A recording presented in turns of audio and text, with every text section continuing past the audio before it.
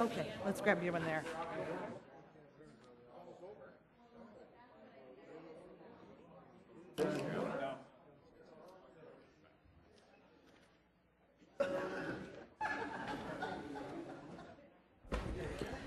Okay, City Attorney, could you give us a report from closed session, please?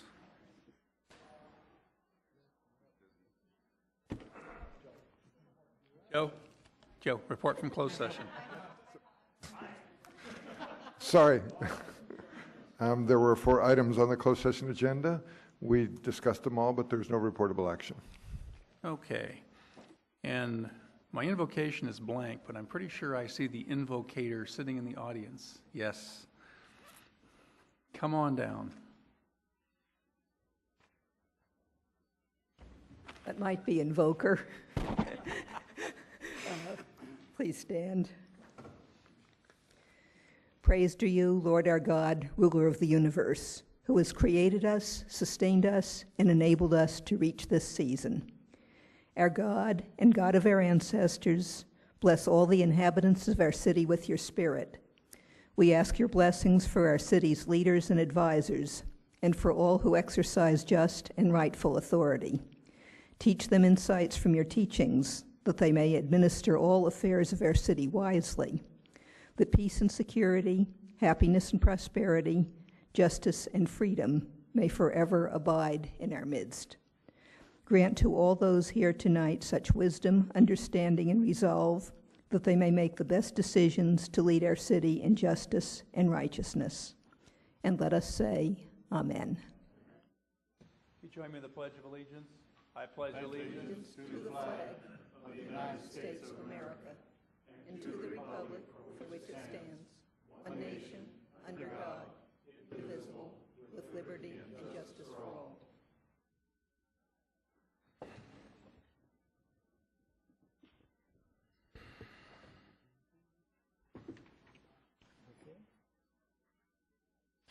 And we have just a couple changes in our agenda today, so everybody can look ahead. We will have public comment on the consent calendar only after the city administrator's report and the presentations, and then after the consent calendar, then we'll have regular oral communications. Do we have someone here from the workplace bullying group? Come on down.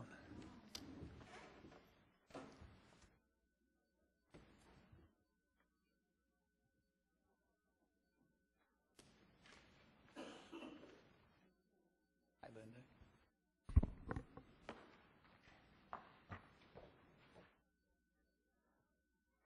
Thank you for coming, Linda. Whereas the City of Lompoc has an interest in promoting the social and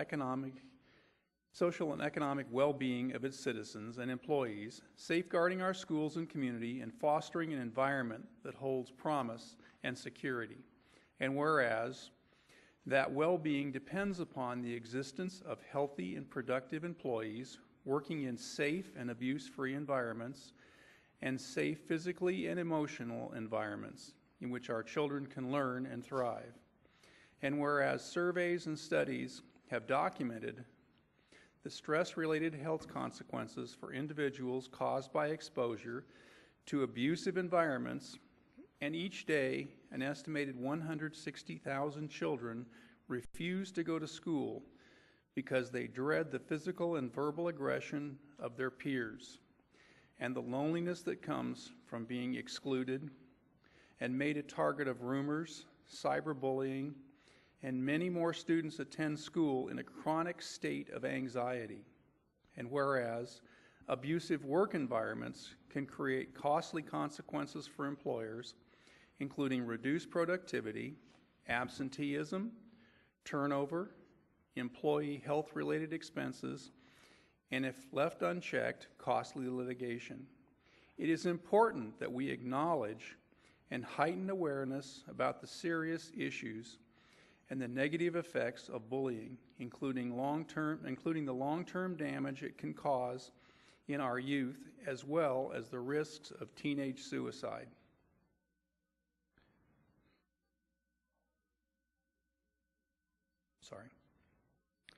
Whereas protection from abusive work and education environments should apply to every citizen regardless of race, color, gender, national origin, age, or disability. Now therefore, I, John H. Lynn, Mayor of the City of Lompoc, California, do hereby proclaim the month of October 2014 as Bullying Awareness Month and urge all citizens of Lompoc to make providing a physically and emotionally safe environment a significant goal and a personal responsibility of each individual. And I think all of you know I lost a godson to that. Sorry. Hi, thank you very much. I want to thank you for rescheduling this on the calendar. My entire family's from the Central Coast. My mom's one of 10, standing as high. They all invaded. The point is, I was the only one that was born and raised in the Bay Area. I'm from San Jose. I've been working for the state of California for 30 years. September 22nd, after 5 years of targeted harassment, I resigned from my job. I don't know what my future has, but I know that this same amount of bullying that I took at work, that children take at school, it has the same mental harm, even as an adult, because it takes you back to when you were younger. I want to thank you and honor you guys so much for making this awareness. It's the only thing that we can do to try to prevent some of this. I actually had my supervisor almost try to accost me to stay at work. Things like that. But in my personal experience, I testified at Assembly Bonta's PERS committee, and after I told my story, the president of the UAPD, Dr. Bussey, said I could vouch for her. I'd known her for 11 years, and that's why I left. And after I completed my story, Senator Harkey brought up her sister had a mental breakdown, and they had to hospitalize her. So it's a very serious phenomena that's happening, and it's getting even increasingly more difficult to govern because of abuse of internet and bullying and cyberbullying. I got to that point too in my testimony, or I said to Assembly Bonta that I didn't want to live anymore, because it was evil. And so it is a very difficult situation, and it's very hard to even be upfront to people that I don't know, that in 30 years of my career, I had to give it up, So I would thank you. It means so much to me. It was absolutely worth the drive to come from the East Bay. I think you guys are a great city. I appreciated the invocation. It's all beautiful. And I think that if we treat each other the way that we want to be treated, I think people would have a happier, healthy work environment, and I appreciate this more than you know. Thank you. Excuse me, can I ask you a quick Sure. I'm sorry. Maybe Councilmember Costa can help with this. Yeah, Councilmember Costa can help me with this as well. Yeah, I've been doing a lot of thought. The cyberbullying with young pre-high school, high school kids, it seems to be growing and growing and growing. Is there any technology that is here today or coming that a young person that has their cell phone, because they all have them right now, all communication would actually go to the adult as well? I mean, like if I'm trying to bully you, that phone call, that text would also go to the mayor. I mean, is that technology available, or can it be made available? I mean, it seems like the parent would be made available immediately. Something to think about, maybe? I don't know, but I mean, I know that the governor just passed a bill that for California, this is more of a workplace situation where they instructed that all managers should be trained not only with sexual harassment, but work bullying. Not so they can perfect it, so they can stop it.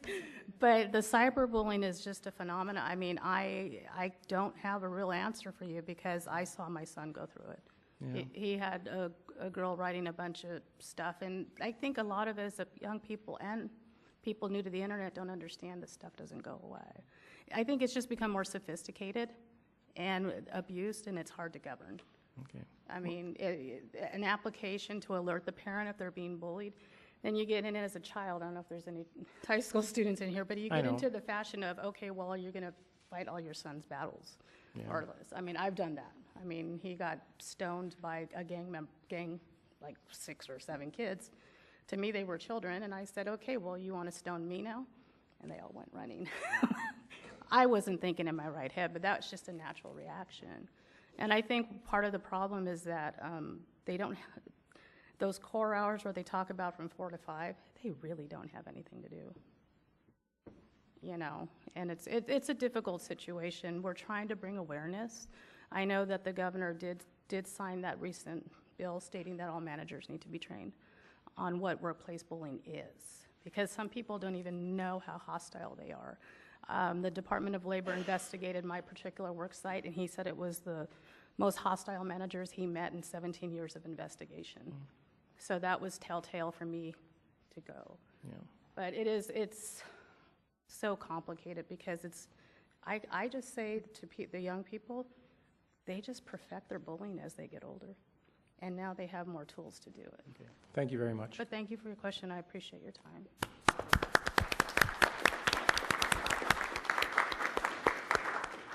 Councilmember Lingo, I'll just quickly add to that, you know, there's sort of the problem in and of itself, and there's symptoms of the problem. And so I think that the digital side of it is sort of a symptom, and that the school district, I know particularly here in Lompoc, is trying to get to the root of that because they've taken on a whole new curriculum for anti-bullying. So it's not something that people are not recognizing anymore, but they're recognizing it and trying to deal with the root of it rather than the symptoms, which include, you know, the texting or whatever other social media bullying is out there.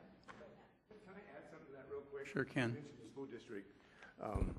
The Boys and Girls Club under Dina Kern has started a program called Stand Tall, and working very closely with the school district in training teachers and bringing students in to understand the issues with bullying kids. And its program started last year. It's going to continue on. But yeah, they're really working hard at trying to work on that issue, because it is an issue. So, And for those of you who are a similar age to Bob and I, and Dwayne, a little older than Dirk, you know, if you think,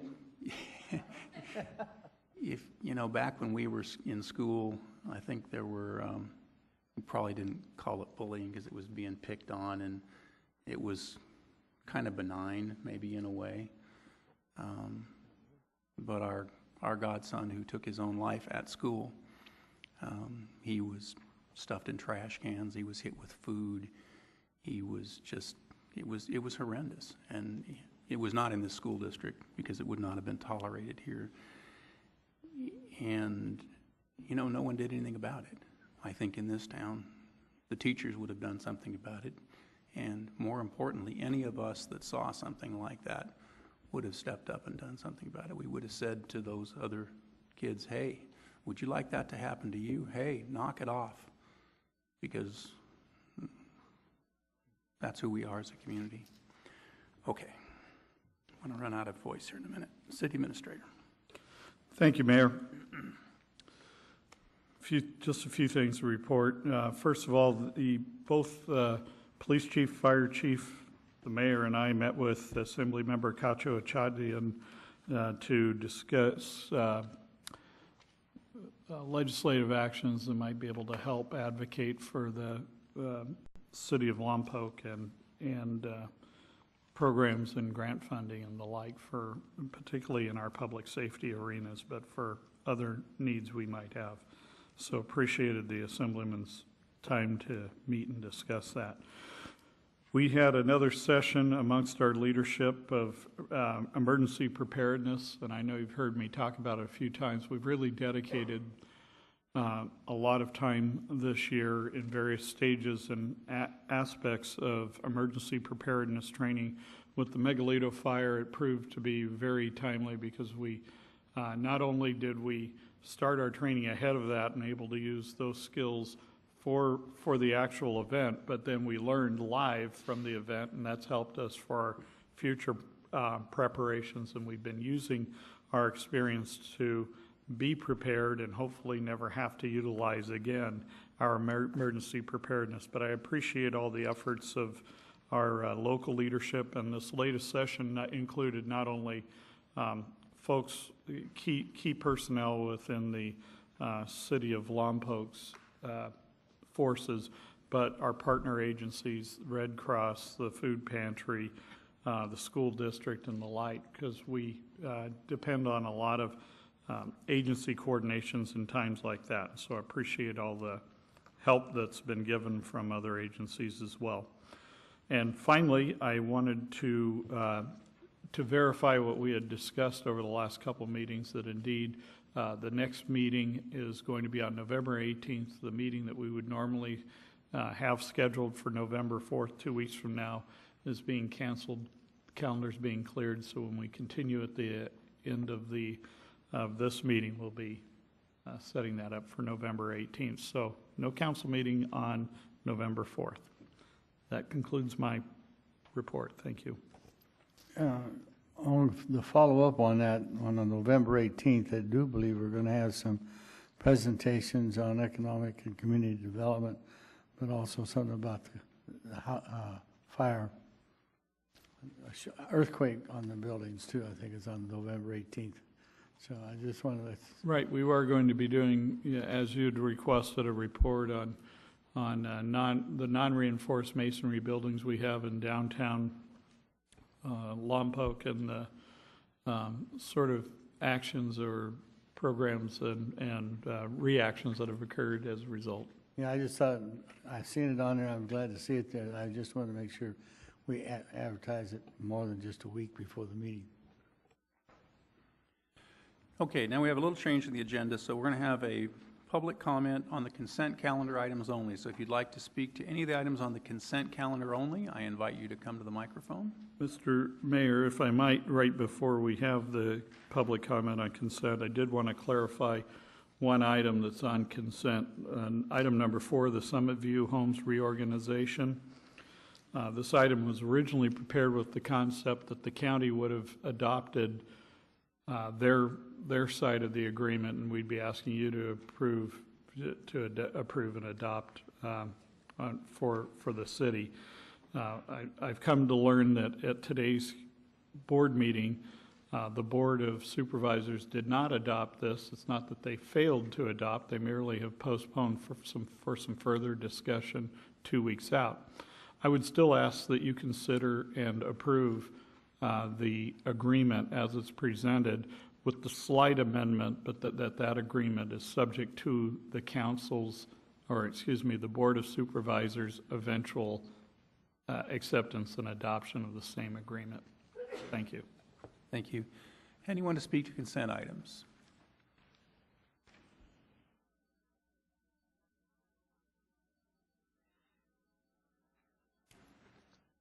Mr. Mayor, council members, my name is Whit Hollis. I'm representing Summit View Homes, LLC, the matter that Patrick just mentioned. We were last before you May 21st, 2013, in which on that date you unanimously approved the certified EAR and asked that the process move forward to go to LAFCO. Since that period of time, there's been periods where we have been frustrated over the process, but I would like to stress or emphasize a positive. We cannot say enough nice things about the treatment your city staff, particularly Patrick, has given us over the last few months in understanding from the sideline as the city and the county are negotiating over the tax. We fully recognize that post the recession, every dollar is very, very, very critical, and the parties are trying to figure out the best way to work it. But we're very, very pleased with the way that we've been able to get an audience and understand what's going on, and we're cautiously optimistic that we will be back before you with LAFCO approval in the near future, hopefully before the end of the year, but maybe early next year. So thank you very much. Thank you for your patience in the process. Anyone else? Seeing no one rise, we'll close oral communications for the consent calendar.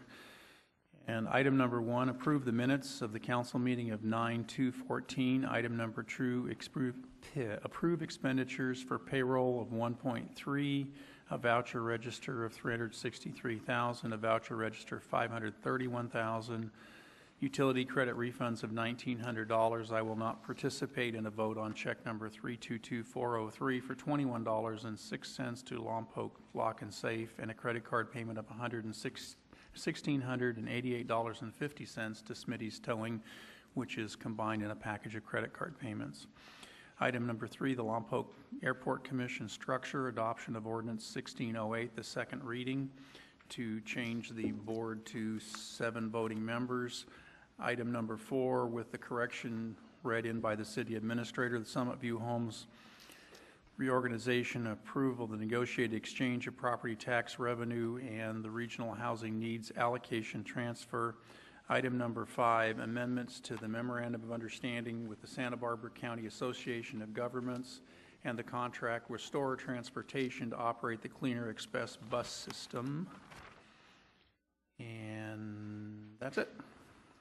Anyone have a question or want to pull an item from consent? Anybody? Okay. I accept a motion for consent. I'll move the consent items. And a second. I will second, but we need to include, this is item number 4 is subject to Santa Barbara Board of Supervisors acceptance of the agreement. Yes. That's what I, Okay, and then with that, I will. with his second. read in. Okay. Okay, and is there any further discussion? Seeing none, could we vote, please? That passes 5-0. Thank you.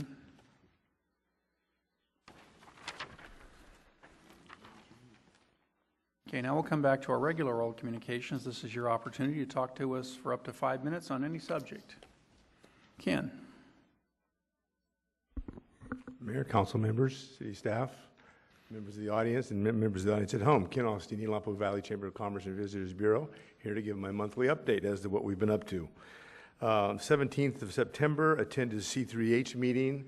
That process is moving along. As Councilmember Costa knows, we're organizing teams for training to go out and do counts to see exactly how many homeless we have out here in our community. So that process is moving. If anyone's interested in getting involved in that, you can call us at the chamber and we can give you details and times for that training. On the 18th of September, we had our monthly chamber luncheon. The topic was yes on Measure P, as we had already had no on Measure P the month before. We felt it only fair to give equal time to both sides of that issue. On the 19th, attended the team building weekend for the Leadership Lompoc Valley program held up in San Luis, and kicked that class off to a good start. They seemed like they were having a good time when I was there. They were having fun. Later that morning, attended the Vandenberg Air Force Base annual military appreciation barbecue that we host every year with our Military Affairs Committee. Had a tremendous day, tremendous turnout. I'd say easily 1,000 active duty military and their families attended that barbecue. Tremendous success. Later that afternoon, also attended the POW MIA memorial ceremony at Vandenberg. On the 22nd of September, attended our last stand-down meeting in preparation for that event, and I'll talk a little bit more about that further down the line here. Same day, criterion planning meeting as we're moving along with that process, even though I missed the last meeting, still involved in that process. That same afternoon, attended the Family Services Agency open house at El Camino and heard all about the things they're working on and doing in the community. A good program, that community center setup we have over there, El Camino now, has really been a tremendous asset, I think, for our entire community. So I'm excited about what's going on there. On September 24th, my regular chamber board meeting, I only bring that up because the board voted on a couple issues. We don't get too involved in political issues, but they voted to not support Measure P, and they voted to write letters and have me write a letter in regards to the expansion, proposed expansion of the Santa Rita Hills AVA, and not supporting that expansion. So that's in the process. On the 25th of September, attended Economic Development Summit in Buellton, primarily focused on jobs in the oil industry in our county. Very interesting, a lot of good, worthwhile information. On the 26th, attended the Leadership Lompoc Valley kickoff dinner at the Mission every year, where they introduce the class, introduce the members, they introduce each other. It's always a good time, so they're off and running. On the 29th of September, I had a phone interview with the Tobacco Coalition about what we might be able to do in Lompoc to help kind of deglamorize the tobacco use, make it not as available, not as visible in stores, so kids aren't around that kind of stuff and hopefully then aren't attracted to it. On the 1st of October, I know some of you attended the ribbon cutting for Longoria Winery, their move out of the wine ghetto over to D Street in Chestnut, oldest winery in Lompoc. Fantastic job, fantastic facility, and I'll mention that again in just a second. On the 2nd, attended the regular Economic Development Committee meeting, which kind of kicked off our strategic planning. The very next day, Friday, we spent all day in strategic planning for the upcoming year for Economic Development Committee. Very, very worthwhile. I think it was very good this year. That evening, attended the Air Force Ball at Vandenberg. Gave me a chance to wear my tuxedo once a year, so that was pretty good. Next day on the 4th of October, Saturday, went to Vaughn's and did root beer floats with our youth leadership program to help support our scholarship fund we have every year. They raised $425 with root beer floats for that scholarship, so that's always a good time and a good cause. On the 6th of October, the food bank had their follow-up meeting on hunger in our community. The first meeting was held at New Life Christian Church back in August. They had their follow-on meeting at the chamber and are moving along with that process and seeing how we can eliminate hunger in our community. And I heard that topic talked about tonight with the Senior Commission, because it's throughout the community. Talked about the Boys and Girls Club and the anti-bullying campaign. I'm on the community council, attended that meeting on October 8th, and that is a big issue with the Boys and Girls Club, and they were working very closely with the school district, as I mentioned earlier. Our Military Affairs Committee met on the 9th.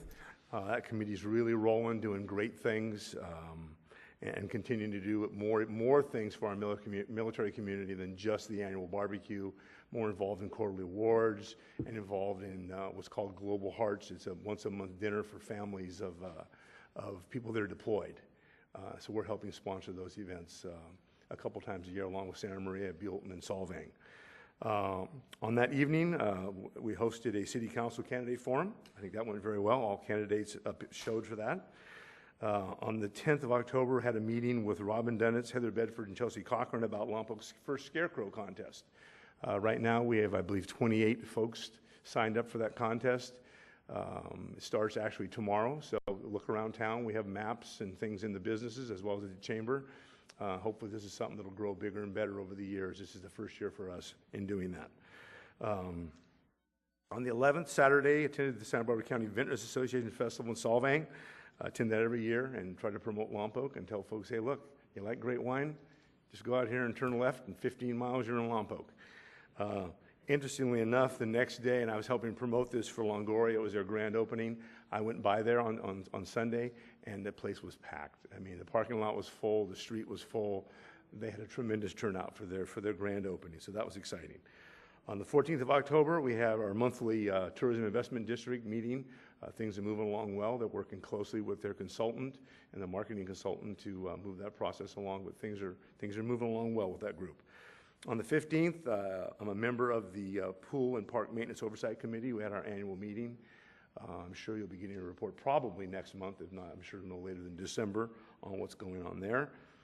On the 16th, we had another chamber lunch, and this time we introduced our youth leadership Lompoc class. 20 young students from our local high schools, as well as a homeschooler, and that's always a good time to introduce them to the community. And that evening, then we had our mayoral candidate forum that night. Again, that went well. Both candidates attended. Saturday the 18th, the annual stand-down event in Santa Maria at the Fair Park. Tremendous event. It is such a well-organized event now that it runs so smooth. You don't think a lot of people are there, but the people that come know where they need to be, and they know what they need, so they go to those places. So another tremendous event. I don't know the account, but I'm sure the count of people getting assistance was easily 500. And then today, I had the opportunity to speak to the Kiwanis Club, something I always enjoy doing. I love being a cheerleader for Lompoc, so I get to go there and tell these groups about great things that are going on in Lompoc, and that's something I really enjoy doing. And with that, are there any questions? Got off light, thanks. Hey, thank you. Who else would like to talk to us about something this evening? Anybody?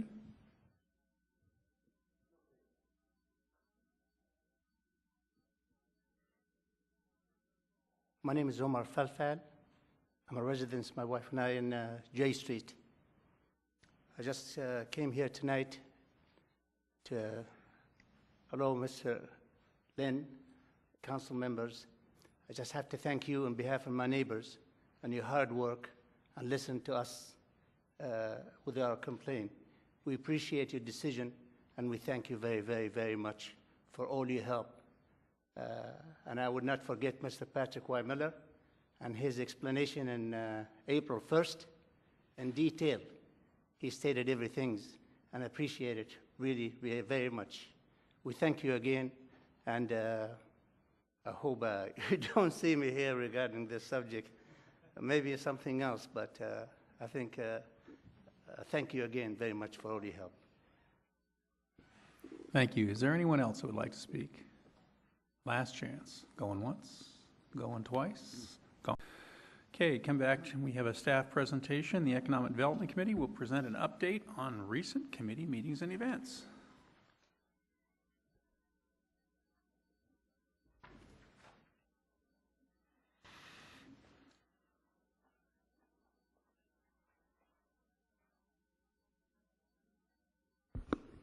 Thank you, Mr. Mayor, members of council. Teresa Gallivan, Economic Development Director. And we're here with our periodic report to council. In an effort to streamline our presentation this evening, I'm going to go ahead and give a review of the economic indicators, and then the staff activities I'll leave to you, and the community can also view them on the website. And we have copies in the lobby of the presentation. So I'll leave the staff activities to you to review at your convenience. And if anybody has any questions on the information in there, I'm happy to receive them at any time. And then I'll turn things over to Chairman Osborne to talk about the activities of the Economic Development Committee during this reporting period, which is from June through the end of September. So, the economic indicator section starts with our annual sales tax revenues. And as you can see here, for 2013-14, sales tax revenue increased to over 4.1 million. The projections that we shared for you with you in May were a little less than that. They were, I'm sorry, I'm on the wrong slide here. They were at 4.1 million. 4.12 million, and we actually came in at 4.18 million, which is an increase of $60,000 over the projection we last shared with you, or 1.5%. And over last year's annual sales tax revenues, we exceeded 12-13 by 127,000, or 3.1%. And our 13-14 fiscal year results for sales tax revenue exceeded the pre-recession peak of 2007-8, which was 4.4 million, by 3.5%, or $141,000. For transient occupancy tax, that is the hotel bed tax, we also see that that came in for fiscal year 13-14 higher than we had projected and shared with you in May. That came in at 1.55 million. Our projections were 1.45. So we're pleased to see that that came in 6.7% higher than we had anticipated. And compared to last year, it was 12.4% higher than last year's results. The results also exceeded the peak TOT revenue of 2010-11, which was 1.5 million by 3.1%. For property tax revenues, and again, these are unaudited numbers for the fiscal year 13-14. I should just clarify that. I know Brad would want me to do that. For our property tax revenues for 13-14, they exceeded the projections that we shared with you in May by 127,000, or 3.6%. The compared to last year's revenues, they were also exceeded by 229,000, or 6.7%.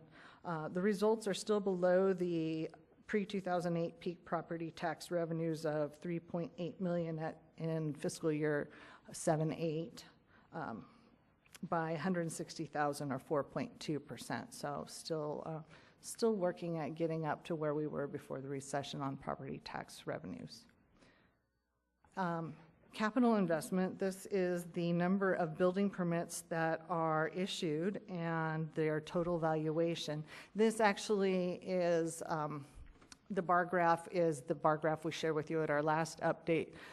But this evening I did receive information, so I can just verbally share with you that we did come in with a total of 671% 671 permits for fiscal year 13-14, with a total valuation of $33,989,378.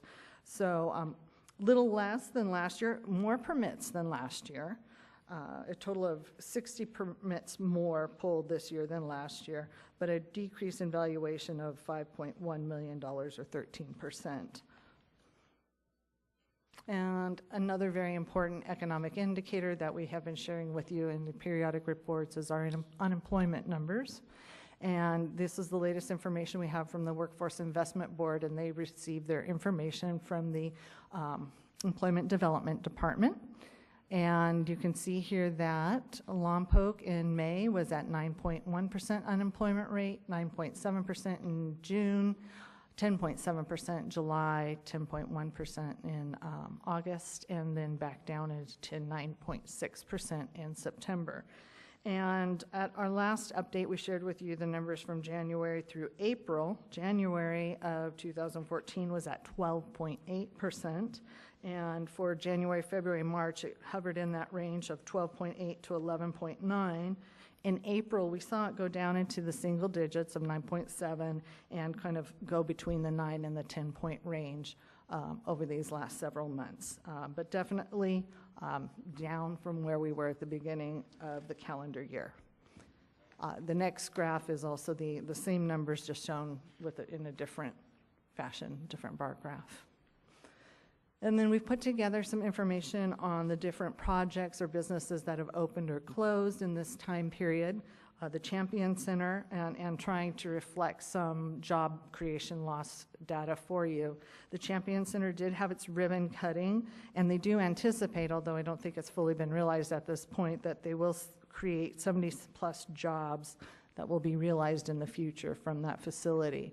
Longoria Winery, as Ken mentioned, had its ribbon cutting as well. I did hear from them since this presentation was finalized, and they did not create any new jobs as of yet due to their relocation, but we certainly hope that they'll see increased business with the new facility, which is just wonderful that they have. The Public Safety Training Center also opened during this period, and we did hear from them again after this was finalized. They don't have information available on how many jobs they expect to create from the facility, as they are still developing programs and finessing the programs that they offer there, so they did not have an estimate. Costa del Sol restaurant opened during this period. They have created 3 jobs. The El Camino Community Center, we hope to hear some information from them as they continue to open up different resources in that facility. Meridian Senior Living, they did their grand reopening, and they did create 5 to 6 new jobs as a result of increasing their services there. Heavy Duty Cycles has closed, and we are waiting to hear how many positions they did have at that facility. The Santa Barbara County Animal Shelter here in Lompoc also had its ribbon cutting during this time, and they actually lost a job even though they had a remodel. So that's some information there as we try to monitor jobs in our community.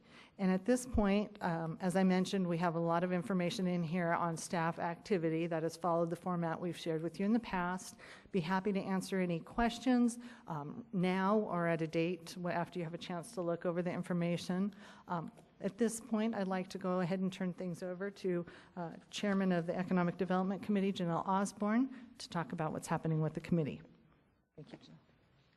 Thank you, Teresa. Mayor, council members, city staff, and the community. Economic development is quite a hot topic given it's an election year, but it is always an important topic with us. So as a reminder, we reviewed our economic development directive from council in our committee handbook as we began our evaluation of our strategic plan. And I wanted to review this with the community to better understand what we have been tasked to do. And according to the committee handbook, the committee handbook put out by the city, we are to provide a forum for ongoing dialogue on economic issues between city government and private sector. We are to review business incentives, policies, and procedures of city departments that impact economic development, to identify any improvements or potential new programs that would enhance the city's economic development efforts, and we are to recommend potential programs and/or revisions of policies and procedures to the City Council. So we are, in effect, an advisory group. So we started in January of 2012. We were formed and had 15 members, and we sit down and spent 4 days coming up with our strategic plan based on the CalEd report that was provided to the city in 2010. From that, we determined we had 3 major goals: to revitalize Lompoc through improved marketing and communication, to initiate a supportive business environment, and to create a vibrant town. So, as we review the past 2 years, 2.5 years actually, as we were about to start our annual strategic plan, we took a look at some of our successes. As far as marketing and communicating a revitalized Lompoc, we have started an EDC bi-monthly column that appears in the Lompoc Record, and we've covered several topics that are of importance to the community to better inform them about what its impact will be or what the decision would be on our community. We, as we are doing tonight, have come 2 to 3 times a year to present periodic reports to the council. These are recorded, posted to the city website, as well as to the economic development pages on our website, so their information is always there and can be reviewed. We started a Facebook page. You can find it under Lompoc Economic Development Committee if you search Facebook for it and like it. There we are providing the additional information from our presentations and our articles and any community information that we feel needs another avenue to get out there, and we would like more individuals to follow it, as it's another avenue. If you don't take the record, it's another place to find our articles. Another way to provide information to the community and get feedback as part of our dialogue between the business community and the council, we started a speakers bureau. So committee members go out and present to different individuals, and recently we have spoken to the Vandenberg Village Rotary Club, to the National Association of Retired Federal Employees, to Econ Alliance's new IDEA meetup group that meets quarterly to make sure the information is getting out there about what we do, what we're looking to do, and how we're trying to help Lompoc. And finally, one of the biggest success that we want to continue and provide on a regular basis is the Economic Vitality Award, or the EVA as we like to say, where we're awarding businesses, both new and those that have been here for a while, in ways that reflect their improvement in a physical appearance or new technology or relocating or maybe being a pioneer of a local industry, something that reflects the successes that are going on. And to date, Denmat, Better Beds and Furniture, Divine Wine Bar and Bistro, and Southside Coffee Company and Herb Home were awarded. At the Chamber's annual dinner, we nominated the past winners, and Divine won our annual, and we presented them with that award.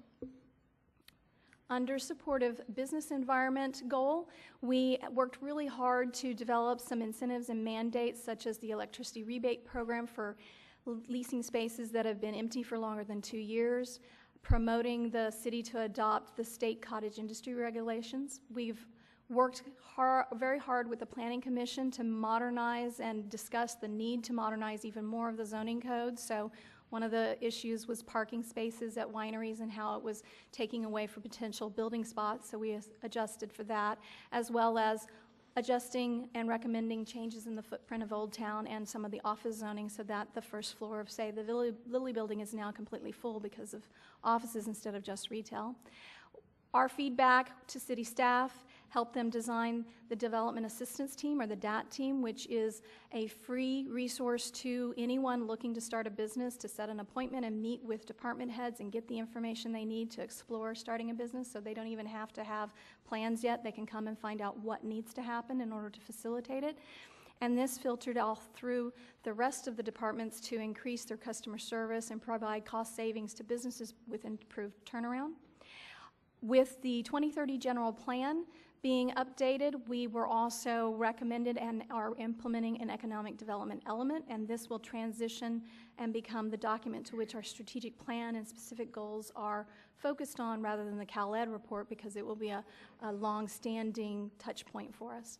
And finally, the RFQ for the city property up by Allen Hancock. This is a very well-defined document going out to the community at large and to the development community to do something really interesting and create potential jobs and industry expansion with an education component in it. So we look forward to having numerous applicants go through the RFQ process and having something really dynamic come out of that. And then our last goal was to have a vibrant town. So several areas that we jumped right into were modernizing the timing system at the pools so that we could have swim and water polo competitions, and they are in negotiations and starting to have these now. We recommended and researched the improvements that were made at the JM Ballpark field so that it is an example of what the kind of improvements made en masse at these locations would do to other parks, so that we have an example of the kind of improvements we need to make and a better idea of the budgets that are needed. We encouraged and partnered with the City of Lompoc and Econ Alliance and Allen Hancock and had the Ag Forum here on September 12th at the DeWeese Center. And it was amazing because we had 200 attendees from across the state, county, and region, with the keynote address being delivered by Secretary Karen Ross of the California Department of Food and Agriculture. And the really wonderful thing about it is it revealed to the state and the county visitors what a jewel the DeWeese Center is. All of the AV equipment worked wonderfully. All of the attendees could see what was going on in here and got a chance to interact with each other. And then to promote the awareness and appreciation of the diversity that our local ag production and how important it is to the region, the state, and national and international economies. It was quite an amazing event, and the community should be proud of how they were reflected to the state and the county. The update of the sidewalks on the west side of H Street on Ocean and Walnut was something that we proposed of, can't we move this forward? Do we have to do both sides at the same time? And they said no. This was then facilitated and completed ahead of schedule and on budget. This then catalyzed downtown businesses to start the updates to their buildings. So what you see is the Lilly building owners painting and replacing their awnings, and this pioneering step caused the Schroeder building owners to also paint, and Southside Coffee, as part of their 20th anniversary, arranged with their landlord to they themselves repaint the facade and will soon paint the Art Deco motif. So we're very excited about the movement that is going on in Old Town and embracing itself. So I keep mentioning that we had our annual strategic plan, and part of that is we really have a long road ahead of us. The hurdles we need to tackle are our high unemployment rate in the county. It's still at its highest. We need to work really hard on changing the negative statements that we as a community make about ourselves.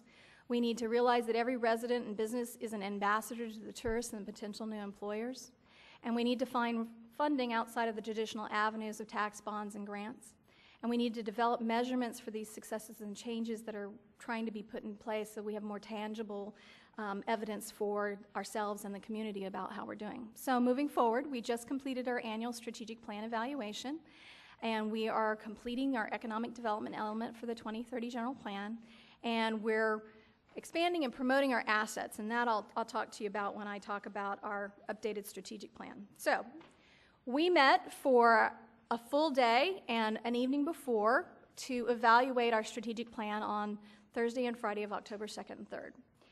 From this, we came up with a new vision statement for our group, and that is to develop a strong, positive image which attracts and retains businesses and residents and visitors that achieves economic vitality in Lompoc. And we will use this as our touch point as we move forward.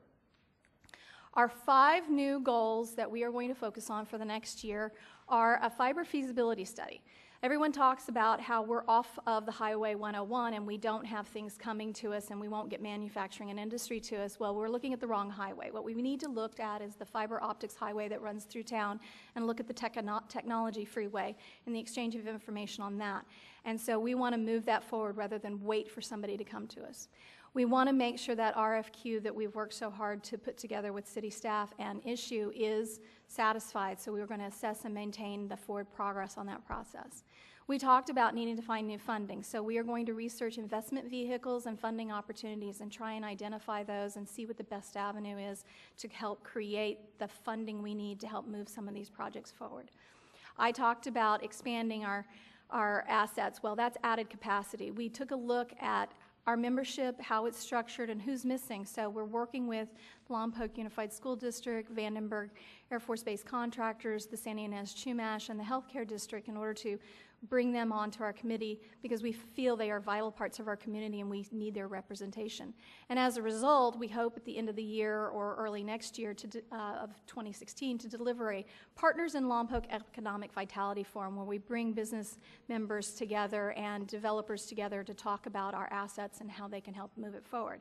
And finally, as always, we want to continue to promote and publicize Lompoc, to celebrate what's going on in Old Town and award those EVAs and promote and publicize the local education initiatives and, you know, get things going as they have started in only 2.5 years. So we also want to continue our outreach to the projects that are coming in. If the committee members can help any of these projects, we're happy to meet with those individuals and get them through the difficulty that can be getting a business set up.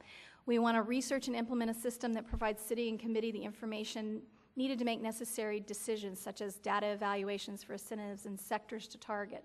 And we want to establish some guiding principles that are passed on and maintained and exceeded by future EDC members and city staff.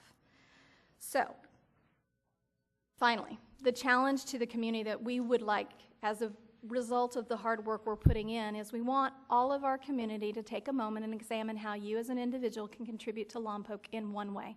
Whether it's join the trash mob or volunteer for a committee, dine out once a week or shop local or hire someone in for Lompoc. That's our first challenge to you. Our second is to choose a personalized I love Lompoc statement and share it with anyone and everyone. And then challenge your family and friends or colleagues to do the same.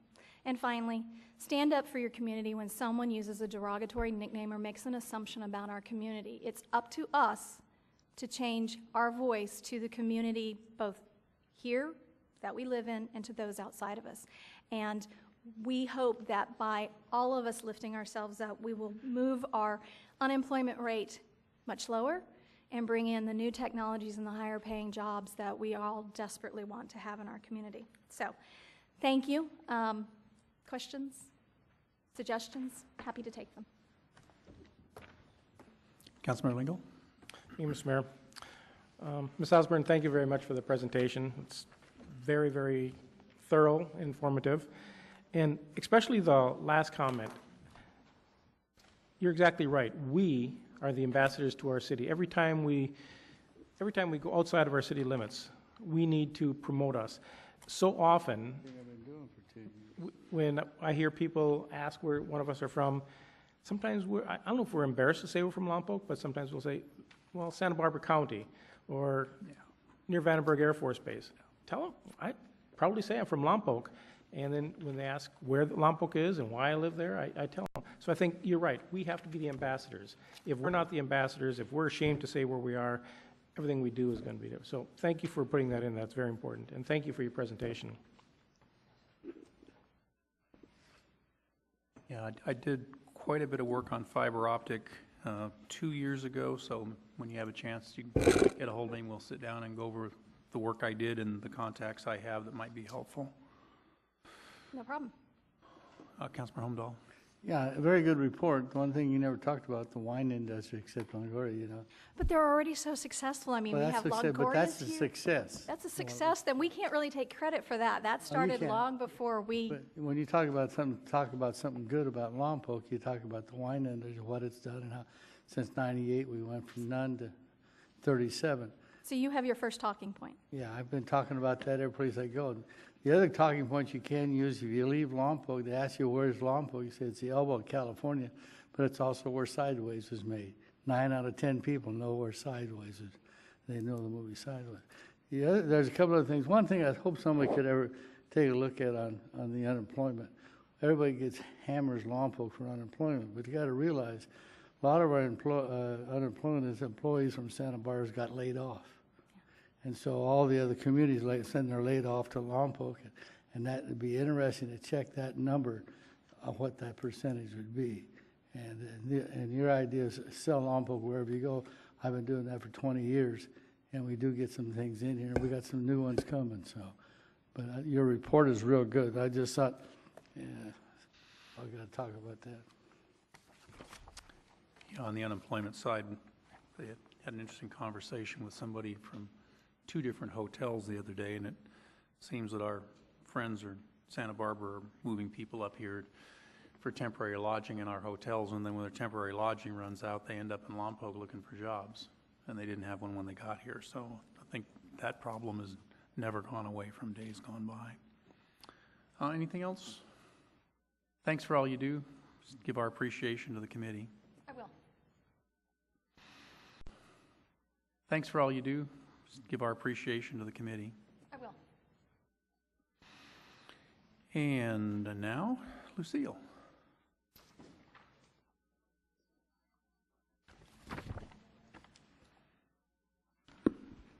Thank you, Mr. Mayor, members of the council.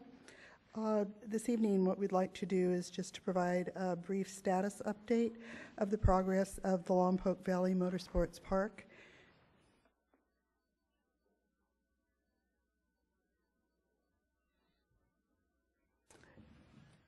This project was first brought to the council in June of 2012 with a presentation by the Motorsports Committee. In November of 2012, staff and members of the Lompoc Valley Parks and Recreation Pool Foundation Subcommittee met with representatives from the State of California, Department of Parks and Recreation Off-Highway Vehicle Division to discuss possible funding for the off-highway vehicle portion of the proposed project. In February of 2013, the council authorized an interim kids motorcycle fun park at River Park and approved an MOU for development and a temporary 3-year operation. And on March 4th of 2013, preliminary grant applications were submitted to the state. There were 2 applications, one by the foundation for operation of the actual park, the kids motorcycle park, and then the city was the applicant for the motorsports park at the Lompoc Airport. That was due to state requirements since it was a development process and the city owned the property. So on July 5th, the final awards were posted on the city website, and the foundation was granted $44,913 for the kids motorcycle park, and the city for development was granted an amount of $998,107. That was to cover a phased project, which included in phase 1 the environmental impact report for the project, and phase 2 was the development of the project.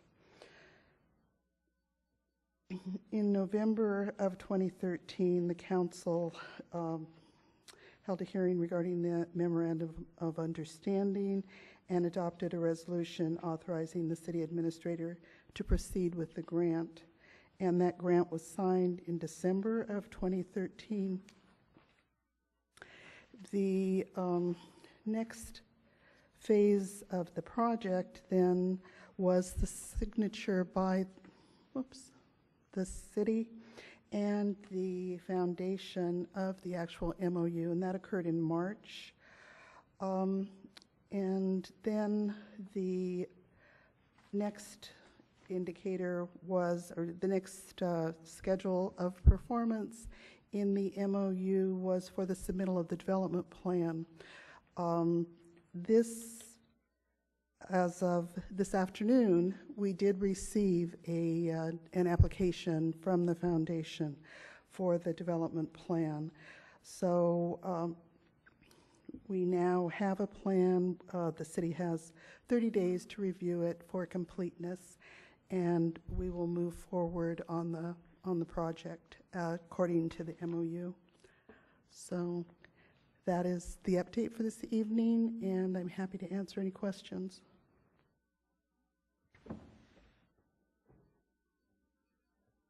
Councilmember Lingle. Ms. Breeze, since the city is, the grant, the almost $1 million grant was for the city, first of all, I hope the project moves forward, okay? We all hope it does. In the event it doesn't, and we go and we start phase 2, remind us again who is responsible for this $1 million. The grant is to the city. The city is the recipient of the grant. However, the grant, the way it's formulated, is in 2 phases. Phase 1 covers the environmental document. That is how the MOU is stated, and that is how the grant is written. When we began the studies, when we began all of the steps that are outlined, we will begin drawing money from the state. We have not drawn any funds at all from the state at this time. However, once we get into the process and we do develop a document, that is phase 1. Once the document determines whether the project is feasible or not feasible, the council then will determine whether to go forward with the project or not. If we get to that stage and we begin the construction, then we would be responsible for the funds that were for the construction portion. But it's clearly divided. One section is just the environmental document.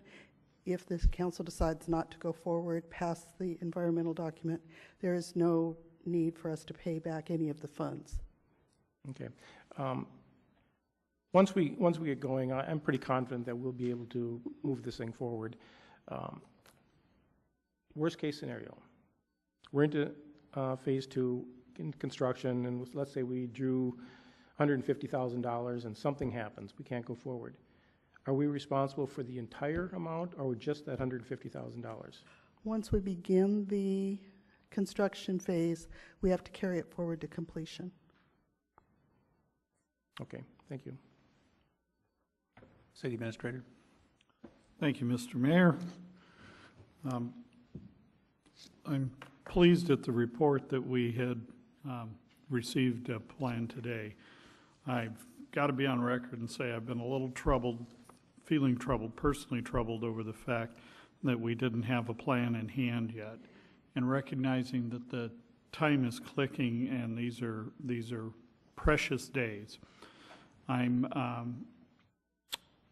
particularly concerned to make sure that we have an environmental review that's thorough, that's complete, that's accurate, that's defensible. And it's not the sort of thing, I think it's more than a casual exercise we're talking about here. I think these are significant issues as they relate to the proposed uses and its location. I want to make sure we do this well, we do it thoroughly, and I'm particularly concerned with the time that's lapsed. And my encouragement to the development management team for this project is that that we press forward with a little more pace, a little more focus, if you will, because I don't want to get in a situation where we're short on time and we're short on being able to do an effective environmental review and subsequent stages of the project. So I just need to be on record with that. Thanks. Councilmember Costa. Thank you, Marilyn. Ms. Breeze, can you comment as to why the group has noted that they're behind schedule? Was there anything in particular that they have cited for us? Members of the group are here this evening, Councilmember Costa, and I'm sure they could address your question. If the council's pleasure, I would be more than happy to have them just come up and address us briefly if they're willing. Carl? Or Jim, whichever of you.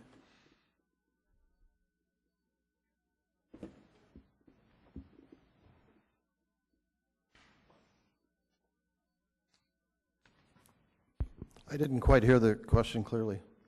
Oh, I was just curious what the cause of the delay has been so far. Well, there's a number of reasons that I hope the council and the staff and the community understands. This is a huge project, and this is initiated by volunteers. We're not professionals.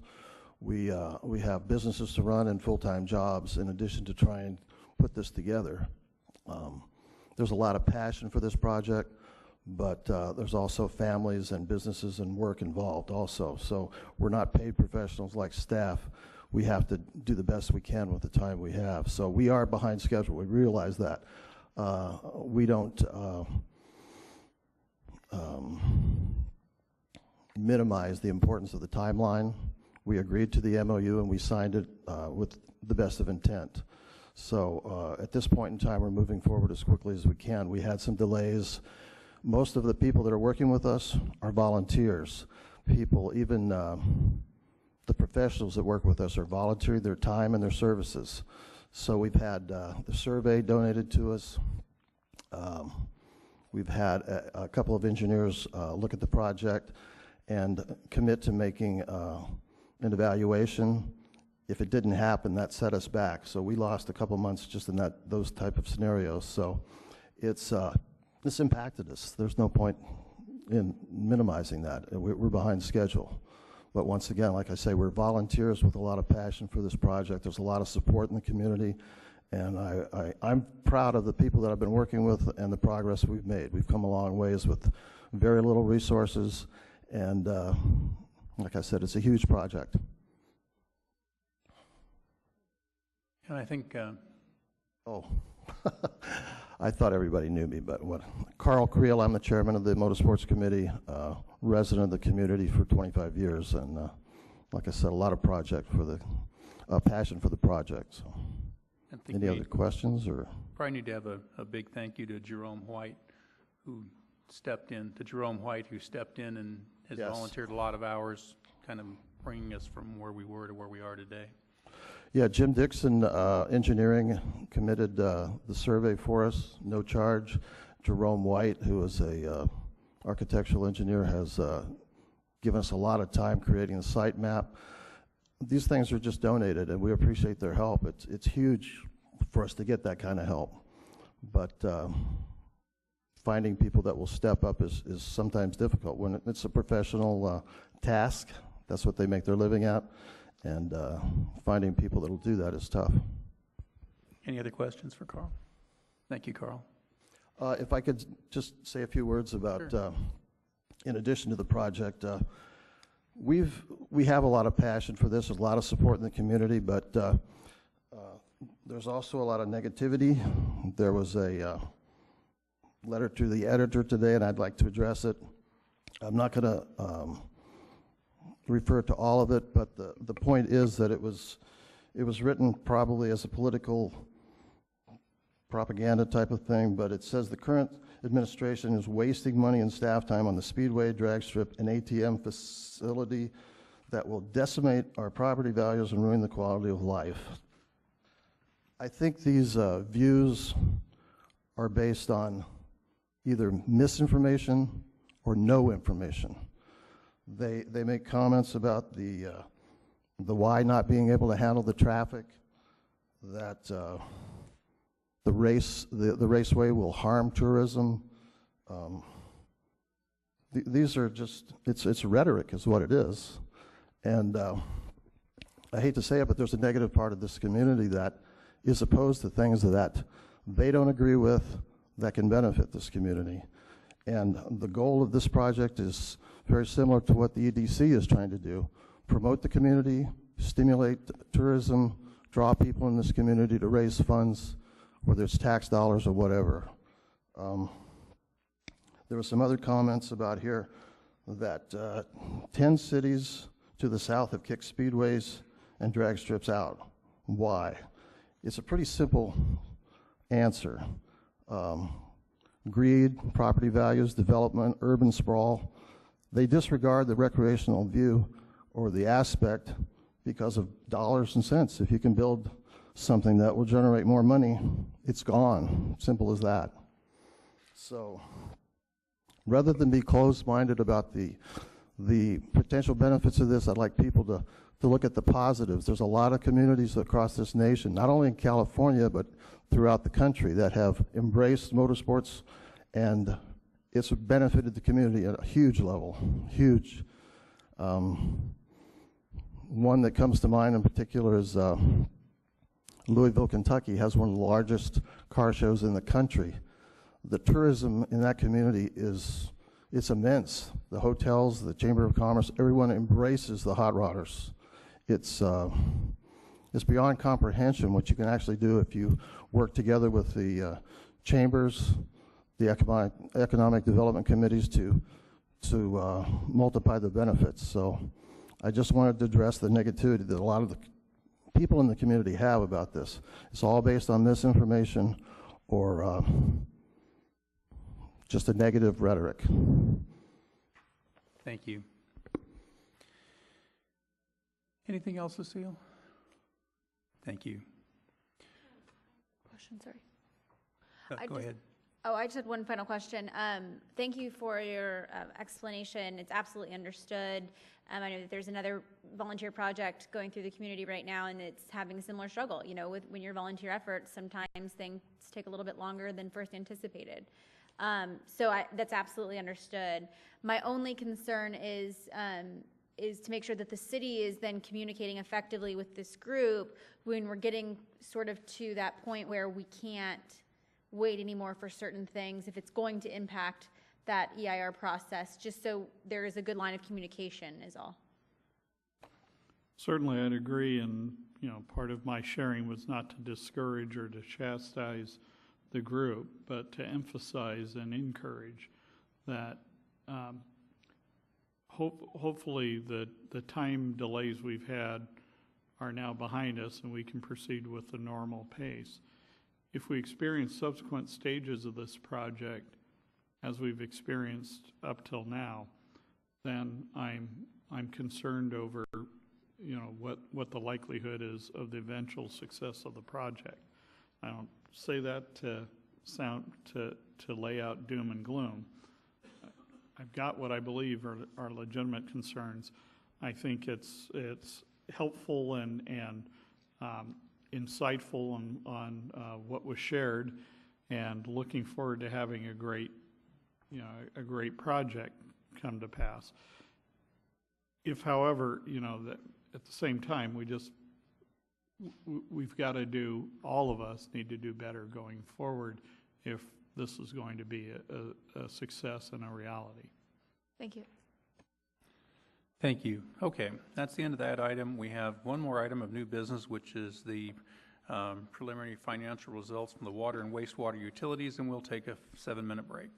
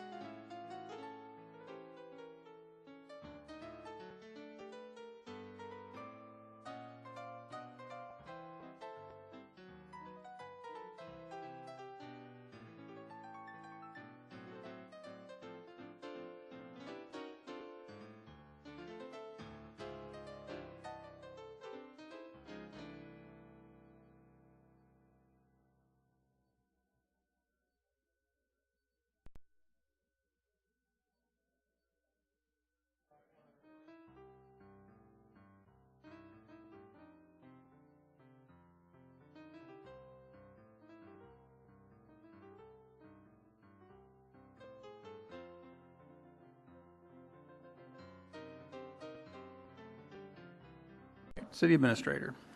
Thank you, Mr. Mayor. During the break, I was approached by some members of the audience who were requesting to be able to speak on the item that was just discussed and considered. I explained it was a workshop. I still had a desire to speak, and I referred them to the meeting chair, and they left it to me to transfer to apprise you of the request. So I'm letting you know we have some folks here that would like to make some public comment on the last item on the motorsports part. Thanks.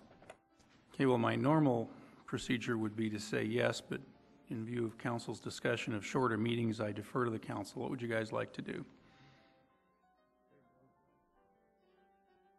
I'm sorry? Take it at the end of the meeting? I think we've done in the past. Give them each 3 minutes instead of 5 minutes. Okay, who would like to talk to us for 3 minutes? Come on down.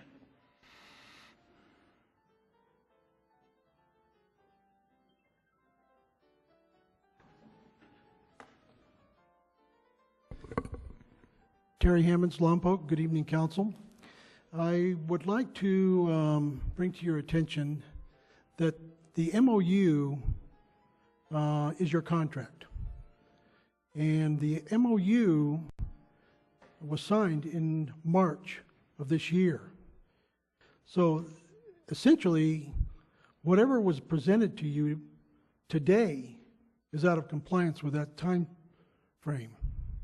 So if you're now allowing these late or delays in this MOU, I would like to know how that was arranged. Because according to the MOU, those delays would be requested in writing. Is that correct?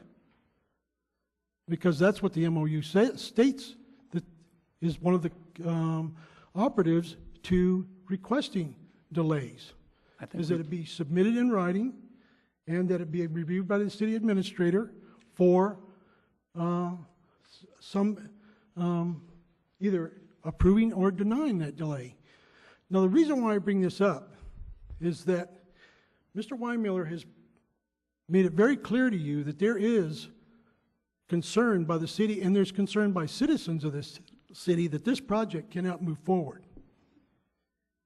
I'm going to mention to you a business, a very profitable business that's at that airport. This project will get in the way of that business. I have talked to the owner of that business, and he is very concerned that the target, the zone for the drop, is not compatible with his business. I've talked to FAA. They have never seen anything submitted by anyone concerning the operation of a drag strip and an off-road park. Now, you'd think that somebody would have thought, well, maybe we should get FAA involved in this before we get into the money aspects. The biggest hurdle, and I've already contacted Fish and Wildlife and asked them, and they are concerned, major concerns about where this project is going to be.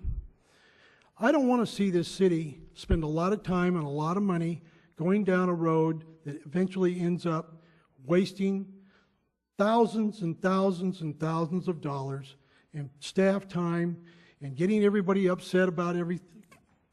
You've already seen some contentiousness in this room tonight, and that's not my purpose or anybody else's. I want the city to recognize what's good for our city is to do things that are right.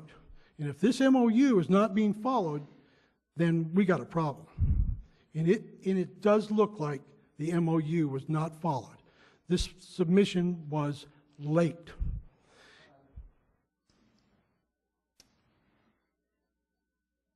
Thank you. Anyone else? Seeing no one rise, we'll close this and come back to council. I will just say for the benefit of the council that quite a while back we actually contacted the FAA, and there are emails in file with regard to this project and discussions with them, originally with myself and later with the staff. And with regard to Fish and Wildlife, State Parks has been talking with them and came here to review the site, and I believe had Fish and Wildlife here at one point, so those contacts have been made in the past. And I don't have the MOU in front of me, so I can't go on with the rest of it. Okay, moving on to item number 6, 2013-14 preliminary financial results for water and wastewater utilities. Mr. Mayor, before Mr. Wilkie begins his presentation, I just wanted to point out, for this particular item, I may be weighing in amidst his presentation. We may be tag teaming a little more often than I normally would, so if you'll bear with me. On to item number 6, 2013-14 preliminary financial results for water and wastewater utilities. Mr. Mayor, before Mr. Wilkie begins his presentation, I just wanted to point out, for this particular item, I may be weighing in amidst his presentation. We may be tag teaming a little more often than I normally would, so if you'll bear with me if I have comments to interject during his presentation, I'd appreciate it. Thank you. Are you guys going to slap hands when you trade off? Or? No, sir. Just body slams. All right. Brad? Mr. Mayor, council members, audience, and people at home. This item was requested to provide you some updates of the water and wastewater utilities. And this week, starting yesterday, our fiscal audit is happening. The audit team is here. They started yesterday. They'll be here through the week. I'm saying that because we were able to get our preliminary numbers just middle of last week. So the numbers that I'm going to be presenting are based on preliminary June 30th, 2014 results. And I'm saying preliminary because until the audit's completed and the audit report is published, it's still preliminary. So far, the audit's going pretty well. They are asking a lot of questions, and my staff is being able to help them. So having said that, I'm not going to go over very much of the staff report. Much of the staff report is in the presentation, but I do want to point out that on page 3 of the staff report, I inadvertently say water in the wastewater section, so it should be wastewater. And when the slide presentation was put on as part of the agenda on Friday, the very last slide that talks about wastewater debt service rates was not included. So we added that to the website today, and it was handed out this evening as an additional item, or it will be handed out. Okay. So, having said that, I'll start with the presentation.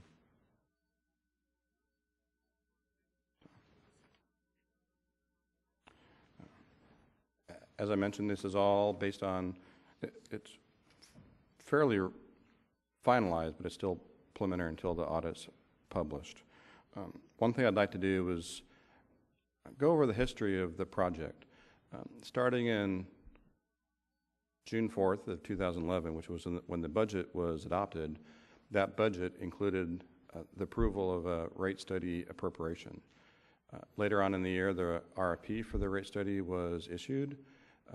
An award of contract was presented to the council and acted upon. The rate study consultant was hired. They presented preliminary draft results to staff at the end of June of 2012. Beginning in July of 2012, a presentation was made to the Utility Commission. A second presentation to the Utility Commission happened in the later part of December, based on some requested changes that they had asked for. The initial presentation of their study results was brought to the council on January 8th of 2013. A second presentation that was requested was made on March 5th, and then on March 19th, initial rates were proposed to be included in a Prop 218 notice. That Prop 218 notice was done based on the studies, the two studies, to provide for 5 years of recommended rate changes to get us to the point where we are meeting our debt service obligations adequate cash based on our targeted reserve levels, and to start putting aside money for some R&R, which is basically replacement and repairs of our underlying infrastructure, primarily the pipes that are in the ground. On June 18th, a public hearing was set for August 6th to hear the rate study staff report and have the public hearing. That public hearing occurred, and maximum rates were set for September 6, 2013, and then annually for 7/1, 14, 15, 16, and 17 to complete the 5 years. And I mentioned maximum rates because obviously the amount of the rates are necessary to do those three things, and if those three items that I mentioned have been satisfied, then we wouldn't necessarily have to have rates imposed that were adding to that, making them more than what the targets were. A mid-year review was presented in March of 2014, and then a affirmation and fiscal reserve policies, which set the targeted reserve levels, was done on May 6th. And I just want to interject here that I asked Mr. Wilkie to give that wrap-up that leads us to today, because a number of these dates that you can see involve public notices and public hearings. The reason I'm sharing that with you is because there's some misinformation that was floating around, particularly that was printed in the Lompoc record. And normally I know better than to, I usually don't respond or react to media reports as a rule. And I know better than to have arguments with people that buy their ink by the barrel. But in this case, I just found that the headline that they chose to put with attached to the writer's article on September 22nd, and quoting their headline was "No public review for water, sewer rate." And I just think headlines like that do a tremendous disservice to the public, and it's blatantly untrue. And I just wanted to bring the facts forward, because it's hard to battle against headlines like that. Thanks. To follow up on that, I had actually put this list together primarily for myself to be able to get a better understanding of how to present this item tonight. And one of the reasons why I think it's important to have that up there is on the initial page, you'll notice that the draft studies were actually completed in June of 2012, which was a year prior to when we set the rate hearing. That's important down the line as we go through some of these slides, because the information that was used to do the draft studies was based on 4 or 5 years of history up through April of 2012. It didn't take into account activity that happened from April 2012 until, say, June of 13, because it just wasn't available at the time the rate study was initially done. And I'll point out why that's important later. One of the items that really drives this whole discussion was the fact that we have about $35 million of debt that's held by individuals, institutions that are rated by Moody's rating agency. That debt in 2012 was downgraded from A1 to A2, but more importantly, it was downgraded to A2 with a negative outlook. That negative outlook was there because we had missed our debt service ratios in 2012, and barring any kind of rate increase, they were projected to be below the required ratios in 2013 as well. And although we had a rate study in progress, we argued with the analysts at Moody's quite a bit that we're in the middle of doing a rate study. It's progressing through the process. They didn't take that into account. But one good thing about the negative outlook is that it requires Moody's to follow up in a year or two. So on September 15th, 2014, after working with staff, Moody's issued another rating action which affirmed the A2 rating, and more importantly, it removed the negative outlook. We'd love to be able to move back up to an A1 or something better than that, because in the long run, one of the primary areas where we could help offset some of the rate increases is by refunding some of our debt and reducing the debt load on both of the utilities by refunding. But in our current status with the cash reserves that we have, that's just not a viable option at this point in time. Following up a little bit on the Moody's action of 915, there was a couple major items that allowed them to remove the negative rating, which the projected financial improvements of 13-14 over 12-13 based on the first year of the increases in the rates. And more importantly, it specifically sets out, this is their words, not mine, there's a willingness to set rates to balance operations and to replenish cash reserves. That's really important because Moody's didn't say that in 2012 and reduced our rating. Two things they say in their publication when they issued this was things that can improve our position are the achievement of our goals that are part of the studies and having a material increase in system liquidity, which is basically cash reserves related to debt. Our debt service ratios are very, very thin compared to what we have to provide for. And one thing that would negatively affect our future ratings would be failing to meet our projections for debt service coverage improvements over time. Sorry about that. So now the next several slides, I have two sets, one for water and one for wastewater. I go through a comparison between the actual preliminary results for 13-14 compared to what the two studies had in 2012. So I'll start with operating revenues, showing an incremental increase in revenues due to the rates, and then operation expense, cash flows, cash on hand, and then debt service requirements. For the water utility, the blue bar is what was expected as part of the study. The green bar, the green triangle, rectangle, is what was anticipated to be the increased revenue from the first year rate increase. There's a difference between the study and the actual, and I mentioned that the study was based on 2012 numbers. In 2013, we actually had consumption growth in the water division of approximately 6.75%. So that effectively increased our base about, I have the number here, hold on a sec.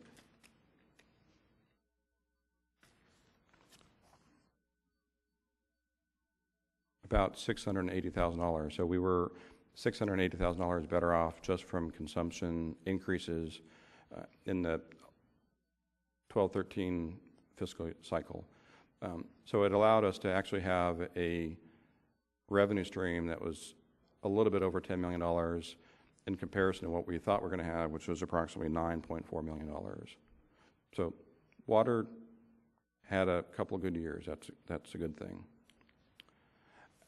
Looking at the operational expenses, again, the blue area at the bottom is what the preliminary actual results were. The whole entire chart is what the study projected the cost would be as part of the 2012 study. The difference between the two, which is about $166,000, is effectively savings.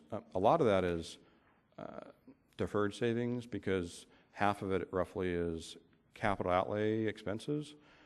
A lot of the capital outlays in both water and wastewater take some time to get developed, planning, design, engineering work. So it's likely that a lot of what's in this light blue bar will be spent in the later part of the 14-15 cycle as part of the 13-15 budget. Some things that were less cost than we expected. Our water rights costs were lower than we thought they would be. Electric costs for the plant were less than what the plan studies had anticipated. We had a little bit of savings from vacancy savings and some miscellaneous other items that were savings. If you look at this in total, and it's a fairly different result for wastewater, this $166,000 on a projection of about $8.4 million is roughly about a 2% savings from what we thought we would be spending. So it's very close to what we expected, very, very close. Looking at it from the cash flow point of view, I'll have to explain this a little bit. The zero right here is basically no cash flow at all, but cash flow is made up of ins and outs. A very large chunk of our cash flow that comes in is from operations. That's the blue bars. The yellow that's below is the cash flow going out for debt service. And the green is the cash flow going out for capital outlay items. And as you can see, this is a 2-year trend, so 12-13 is on the left and 13-14 is on the right. You can see a significant increase in cash flow from operations. That's a good thing. Cash flow from debt service is roughly the same, and the cash flow from capital outlay actually reduced because, as I mentioned before, that capital outlay is probably going to happen in the next year, but we were able to see some benefit from having that be a 2-year process instead of a 1-year process.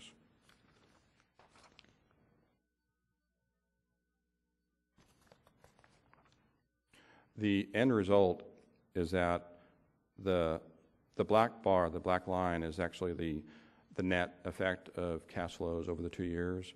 So in 2012-13, we had a negative cash flow, aggregate negative cash flow of about $500,000. But in 2013-14, that improved to just slightly under $1 million. So we're moving in the right direction. If you recall, the studies that were presented in January 2013 looked at the process in 3 phases. It looked at it from the point of view of we have to stem the tide of operating losses. That was the first year, which is why the first year rates were a little bit higher than the second, third, and fourth proposed rates. The second, third, and fourth years are designed to help solidify the cash balances of the utilities to replenish reserves up to a target level for reserves. And just in the final year or two is when the trend would be to allow for either setting aside money for capital replacements or doing capital replacements. That's the 3 tiers. Stemming the tide of losses, returning cash to levels that we think are appropriate for the 2 utilities, and then either setting aside money for capital replacements or actually doing those capital replacements on a pay-go basis. That last slide was on cash flow over the 2-year cycle. This is showing what the cash balances were at each of the fiscal year ends of 12-13, 11-12, and 13-14.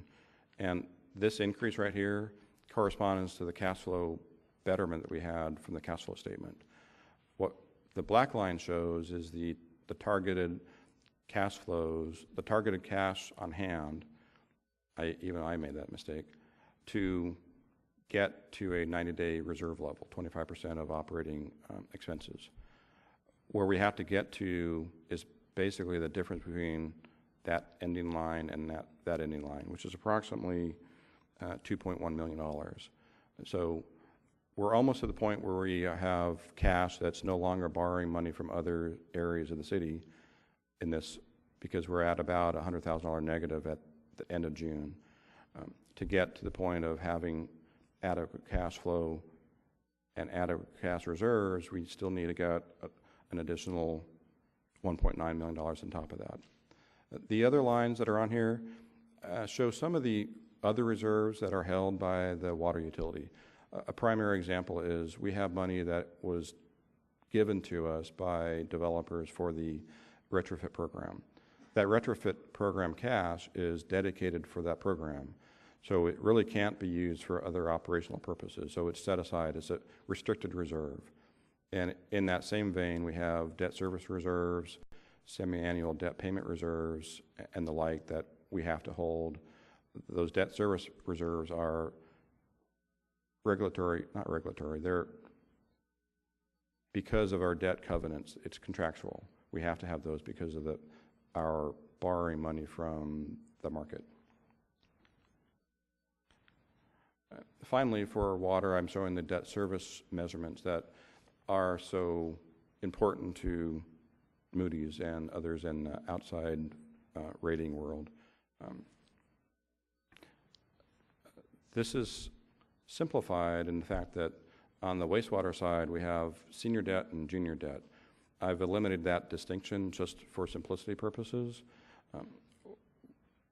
The main tenet of having the two utilities as separate entities is that they should be able to pay for their own operations on an ongoing basis.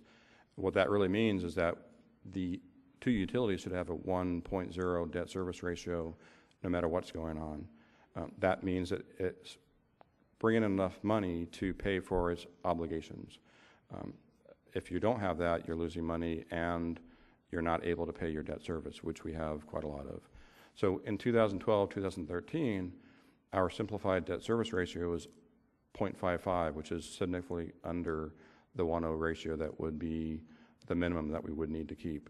Our contractual obligation with our bonds, say between the water and wastewater utility, we need to have a 1.25 ratio if either one of the other two utilities doesn't meet 1.0. So we technically, because we were at 0.55 here, we would need really 1.25 between the two utilities. So we had a ways to go in 12-13.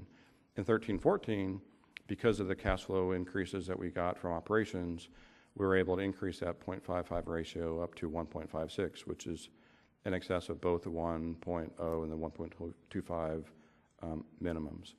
That's a good thing because when we get to wastewater, I mentioned earlier that from the debt perspective, water and wastewater are combined for Moody's. So they're looking for that 1.25 in aggregate between the two.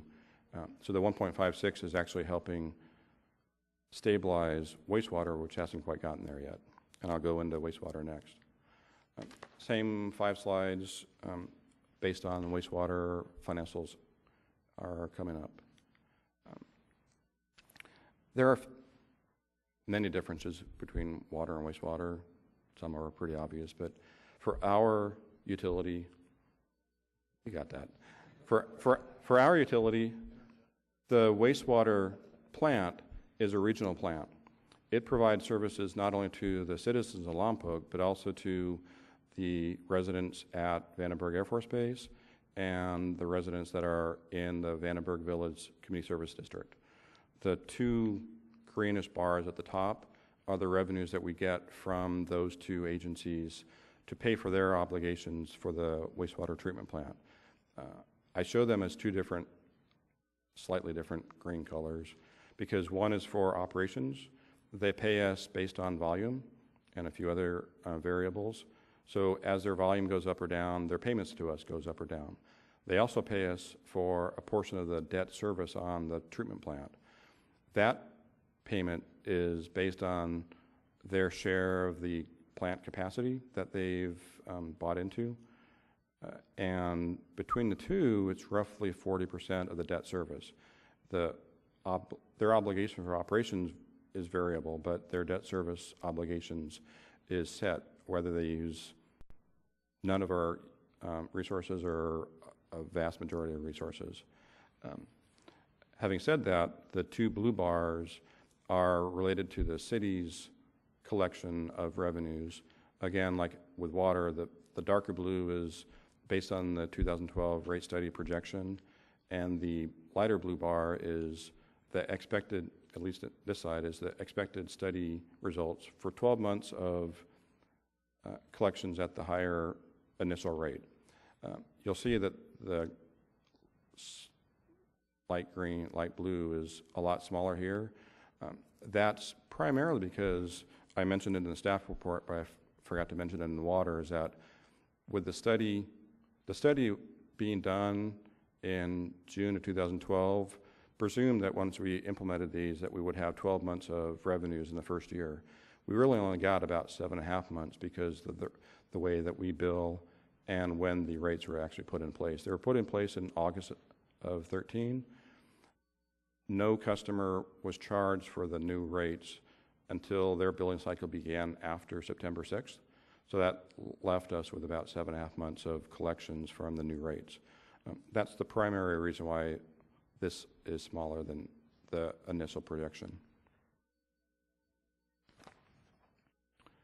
Going on to operating expenses, here we had a significant benefit to the utility. We actually had about $1.5 million of costs that were part of the study projection level, but in actuality we only had about $6.25 million of actual expenses. This is operating expenses, so it doesn't include our debt service principal payments, which is actually a significant part of our operations of the utility. But this is talking about operation expenses, which includes everything to do with the collection and treatment.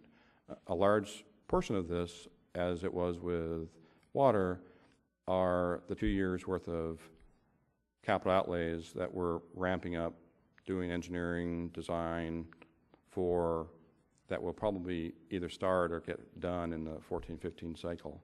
We also saw some maintenance cost reductions in the plant. One of the reasons why that's important to note, I should have said this earlier, we had a fairly significant drop in the operational revenues from our partners, and that's based on their volume. So as their volume goes down, the total volume theoretically can go down as well, which would incrementally reduce some of our plant costs. And that is borne out on this slide with some of the maintenance costs at the plant being reduced. The electrical cost at the plant probably is a combination of a conservative estimate in the study of how much it would cost, but also because of the reduced volume from our partners. And there was a bit more vacancy savings in the wastewater than the water division. All that totaled up to about $1.5 million of, it's not really savings, but it's not as much cost as we expected to have as part of the study.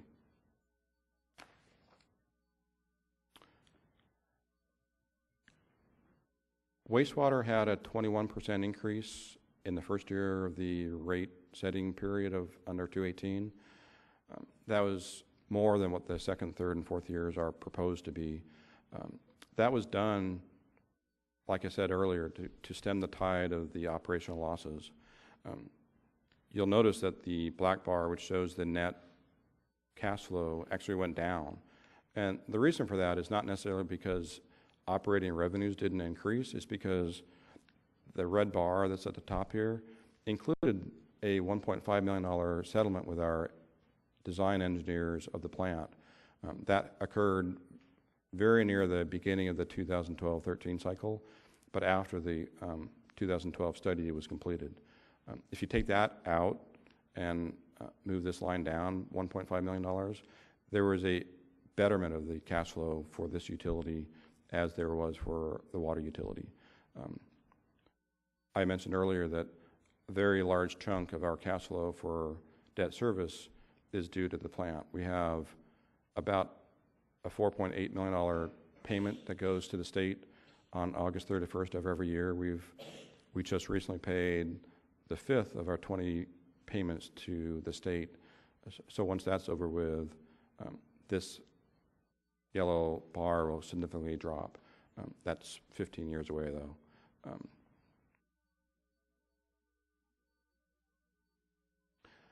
Getting away from cash flow to cash on hand, Brad, real quick on that last slide, could you go back?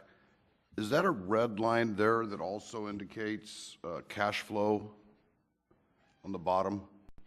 Yeah, a very small amount of cash flow. The red actually just shows other cash flow.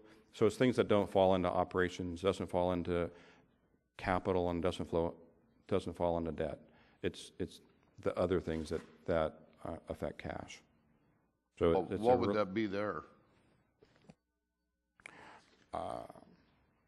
Well, interest, for instance, and this red bar is actually about $1,056,000, even though we had $1,005,000 of from the settlement. So it's made up of several different little things.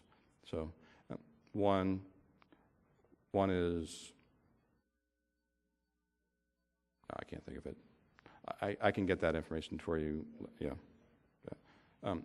On the water side, both of those numbers are very insignificant compared to operations and debt. Cash on hand. This shows 3 year ends for cash on hand.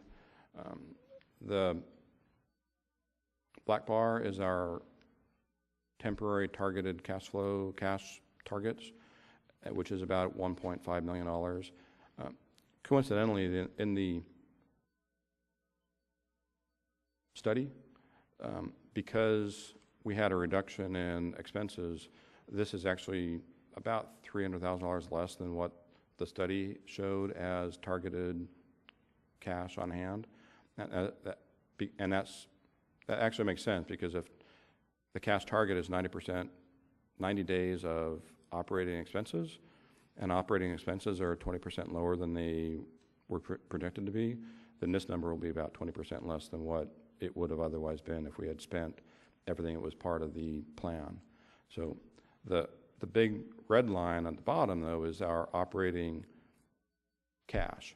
And you'll see this improvement here, which was based on the $1.5 million we got, because we didn't have, at that point in time, there were no new rates that were being set. The last time we had a rate increase in wastewater was in June of 2010. And this drop here just reflects the fact that we kind of had a higher year in 12-13 than was otherwise expected because of that one-time money. The difference between the red and the black line is really where we need to get to, and that amount is approximately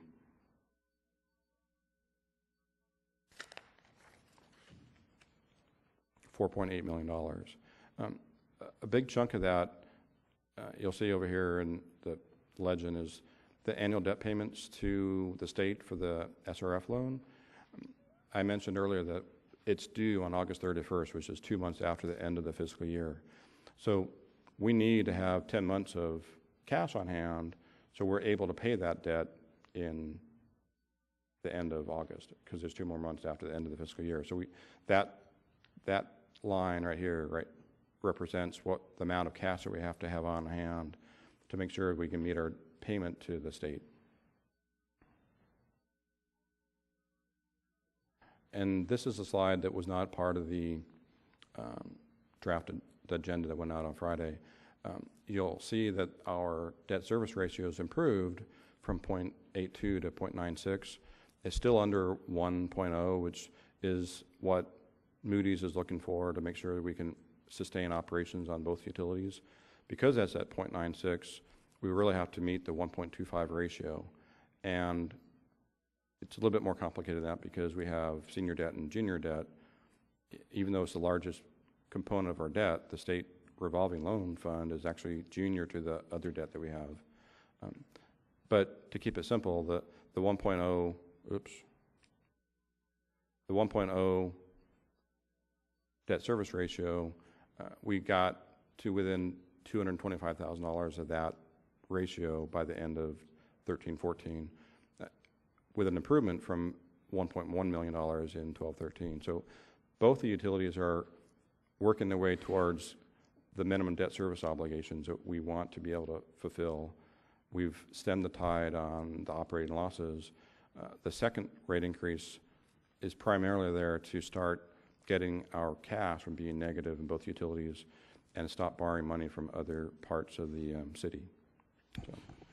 So if I could quickly just summarize what I think are the vital points and why we were wanting to bring this and walk you through the numbers again. And that, the whole point was to reflect again on the year 2 increases and to gain some assurance, some comfort level with the numbers, and gain some assurance that that your action to approve those year 2 rate adjustments were the appropriate action. So bottom line that I look at on a utility, let's say whether you're looking at water or wastewater, is I see four things you're trying to meet and accomplish in establishing your rates. One is, one of the things you want to accomplish with that is make sure you have enough money to cover your operating costs, to be able to deliver the goods, and make sure you have enough cash flow that provides for that. And that assumes that we're operating efficiently and effectively, and we're meeting benchmarks and standards, that it's still going to take a certain amount of money, given you're meeting those benchmarks. It still takes a certain amount of money to operate the individual utility. Secondly is you need money for your capital program and to eventually replace infrastructure.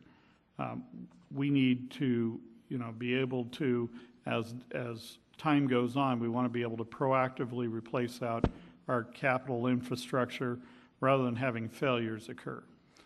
Number three is that we have these debt covenants and debt coverage ratios that we're contractually committed to cover, and so we got to make sure in setting our rates we are yielding enough money to be able to do that. And then finally, fourth is something that's a little more self-imposed, and that's the operating reserve targets. And so we want to eventually be able to build to that target that is just wise and prudent fiscal management, and to be prepared for urgencies and emergencies. So then if we look and we reflect, well, on the year two, did we need all of that? Then what's been reviewed here for you is, in the case of water, we're now operating to where we are once again as a result of having year one and year two increases. We are operating in the black, if you will. We are operating with positive cash flow. On the wastewater side, we're not quite there yet, but we're getting close. But we've needed those increases to even bring us close. On the second part about capital, being able to properly fund a capital replacement program, on water, we're still over what would be a targeted 100-year replacement cycle.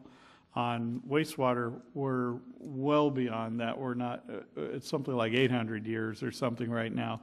So in other words, in both cases, we still have a ways to go in being able to have a fiscal program that also anticipates our capital replacement needs. So you needed all of that year one and year two increases to start moving in the right direction, but we've got a ways to go on that. Mr. Wilkie, on the point number three about the debt covenant ratios and the like, he's covered that for you. We're covering in water. We're not quite reaching in wastewater, but we're getting close. But we're going to need everything that you've approved and up to date. And then finally, on four, our targeted reserves, we're not even yet to the point as of June 30th of having positive reserves, let alone targeted reserves. The good news is we're poised to be able to climb out of that and move toward those reserve limits. But right now, as of June 30th, we were still borrowing money from other sources, and we need to get to where we're not only not borrowing from other internal cash sources, but to the point where they do have these operating reserves. So that's my summary, is to assure you that the rate increases were needed and appropriate. The other sort of takeaway I want to tell you is, assuming again we're operating effectively and efficiently, then finally what we're trying to accomplish, particularly on the water side, but on the wastewater side as well, is, like, for instance, if I'm going to look at something and say, well, what are we getting for our money and at this rate of money, is you need a safe, healthy, reliable water supply. And in other words, and it takes that money to be able to purchase that.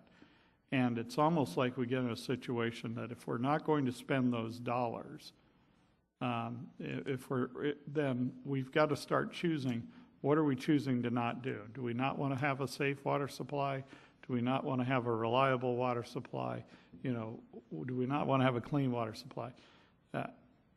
I don't think we want to make those choices, but eventually you get to that point, no matter who you are, what community you are, and where you're operating. If your rates are not adequate then they're not adequately going to be providing for those points. And that's why this isn't just about, well, let's go out and charge whatever we can get away with. No, we're trying to be very good, not only stewards of the dollars, but protectors of the public and their health and to be able to have reliable service, both on the water side and the wastewater side. So naturally, we're going to be open up to any questions you might have, but I did want to recap those things and make sure we grasp the importance of the rates. Thanks. Councilmember Starbuck. Wait just a second. Brad, are you done? Well, I just want to follow up on my hesitant answer to Mr. Starbuck, Councilmember Starbuck. A couple meetings ago, we presented a staff report on the health of our impact fees.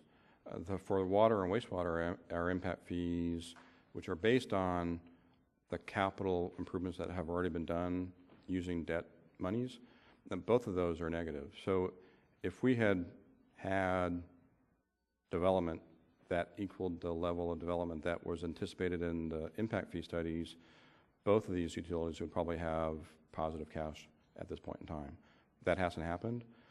The interesting thing about that to me, though, is when we went through the rate review with Moody's, even though our impact fee program for water and wastewater is entirely based on how much we've already spent on debt and recovering that money from debt, for the purposes of Moody's, they don't consider impact fees as a component that we can count towards our debt service ratios. So we're counting on it to help produce the systems that we have already built, but from Moody's point of view, they don't want to hear about how much we've collected or not collected on impact fees. So I'm done. Councilmember Starbuck. I've got just several questions. The first, though, would be a request. You know, when I received my agenda packet, I had the most difficult time with this. It's all black and many shades of gray.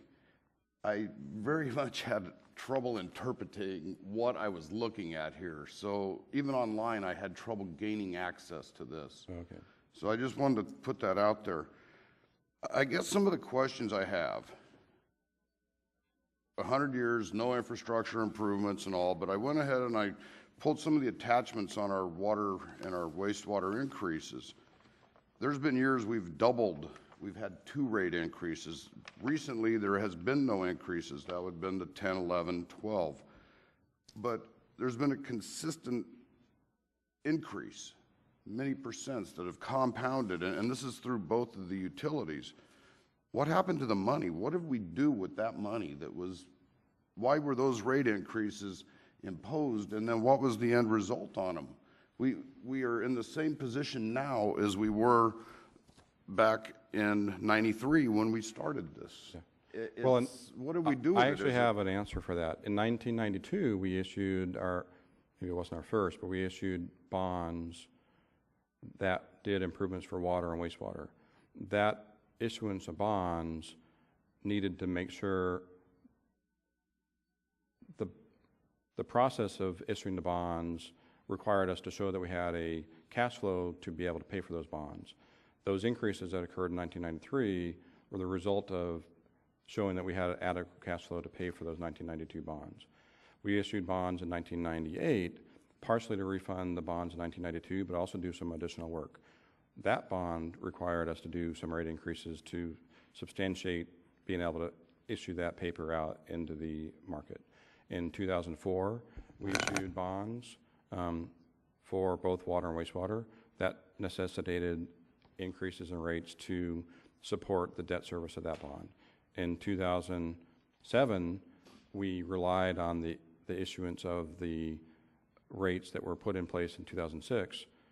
So the thing we didn't do for the 2007 bond is to initiate a 218 process that would have implemented 2 more years of rates, even though the recommendation in the rate study and in the bond documents suggested that we add another 6% to the 10% that was done in 2010 and do another rate increase in 2011.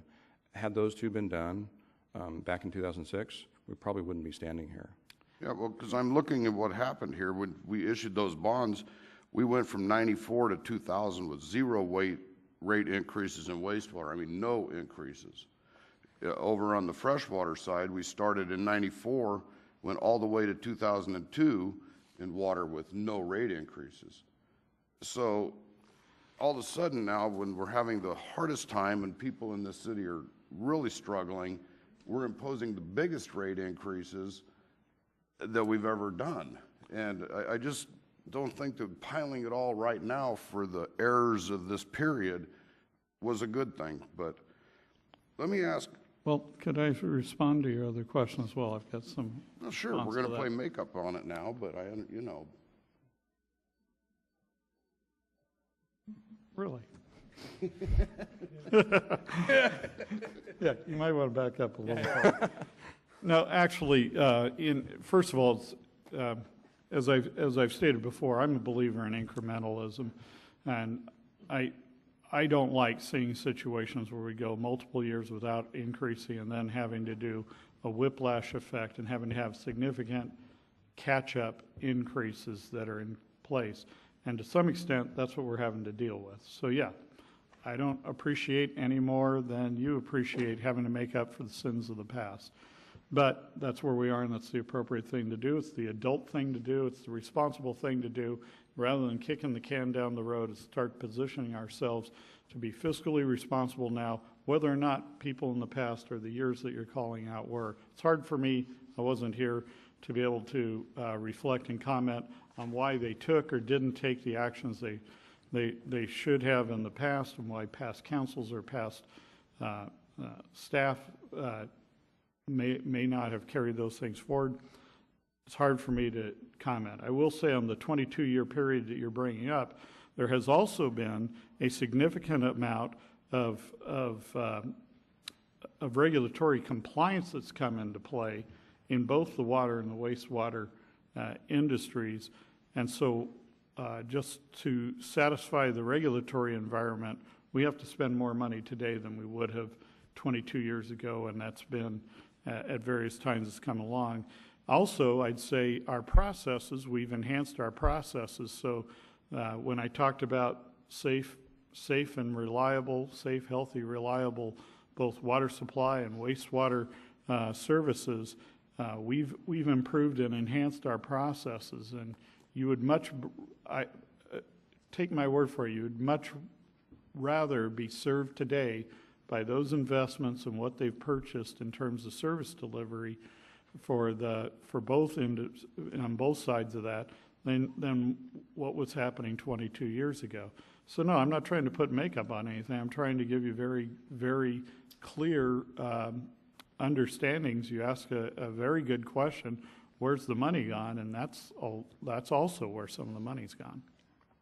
Yeah, it just seems like there's been a lot of money that had been collected. I mean, I can understand the regulation and all that, and cost of living and stuff, but it's definitely not in our reserves. It's definitely not gone to pay our debt ratio or anything else. So I mean, it's still no capital improvement projects have started either. But can I add on to what Patrick mentioned? The plant that was built in 2009 replaced the plant that was built in 1978. That plant was built to serve our population and the outlying areas as a regional plant. That plant was effectively given to us by EPA. No debt, no obligations, we were just paying for operations. The plant that we were, because of regulations, had to build in 2009, the best we could do was a very low interest rate loan from the state. So we went from having no obligation to pay for a plant that served us for 30 plus years to having to pay for one that ended up being about $100 million. Yeah, that's one of the points I might say is it started out, if I'm not mistaken, at around $57, $60 million and escalated up to $110 million. But my point is that it's replacing a plant that was free. So we didn't have to pay for that plant. And to Patrick's point, had we made some rate increases in the 70s and 80s to set money aside for the 2006 to 2010 plant, we would have been much better off. But people would probably have been saying, how come you have $40 million in cash? and what are you doing with that for? Because it wasn't until 2006 that we realized that we had to build that plant because of regulatory requirements. So it's a balancing act. We don't want to collect too much, but we also want to be able to provide for the future. So. Let me put in two things, okay? You know, I think one of the things we all need to remember is with regard to freshwater, we're a victim of our own success because we had a 35% drop in consumption, and so therefore we had a 35% drop in that portion of revenue, which probably means we lost somewhere in the vicinity of 20% of our revenue because we conserved. Today, with all the water issues out there in the world, I think we're all pretty happy that we did that, but we're all now paying for it. And I think the plant started out at 95 million and went to 110. Just urban rumor. It's only money. The one thing too, Brad, you know, I obviously had a hard time reading the graphs, but what the council, and I don't want to speak for the council, but I think when we were expecting an update on our rate increases was a forecast of how we're going to be down the road. Basically, I wanted to use this Willowden that we used when we did this. Well, we showed 2 days. Well, we show a partial year and then another partial year on these graphs, but it doesn't project out what we're going to do with this 5-year plan. Or where are we in our 5-year plan that the council had adopted? Is, I think, the question that didn't get answered tonight. Yeah. And I think, Brad, probably you want to talk about where the dashboard tool is, which I think we were all expecting to see. That's kind of a separate issue. To speak to your point, in hindsight, that was something that we probably could have easily have provided. The reason I was showing this information tonight as preliminary information is because it's what actually happened up through June of 2014. I purposely didn't try to guess what we were doing for 15, 16, 17, 18 at this point in time, because frankly, because the dashboard is actually something that we need to work with Willdan to get operational. I didn't want to put a lot of time and effort into it right now because we will be working on that as part of the 15-17 budget cycle. The 5-year projection system that we presented in March will not be just for the general fund, but it will also be for all of our major enterprises. So that system that we created internally is something that does operate, and we will be updating it with our current information that we have for salaries, payroll, staffing, and all that, and take a look at what our known costs are now, PERS related, things like that, for the next, not only for the 15-17 cycle, but for 17-19 and 19-21 as well. So, and that would go well beyond the dashboard that Willdan presented, which was only a 5-year plan. And that being said, if you'd like to see sort of a cut to chase projection of that 5 years, we can put that together. A more intricate one, as Mr. Wilkie described.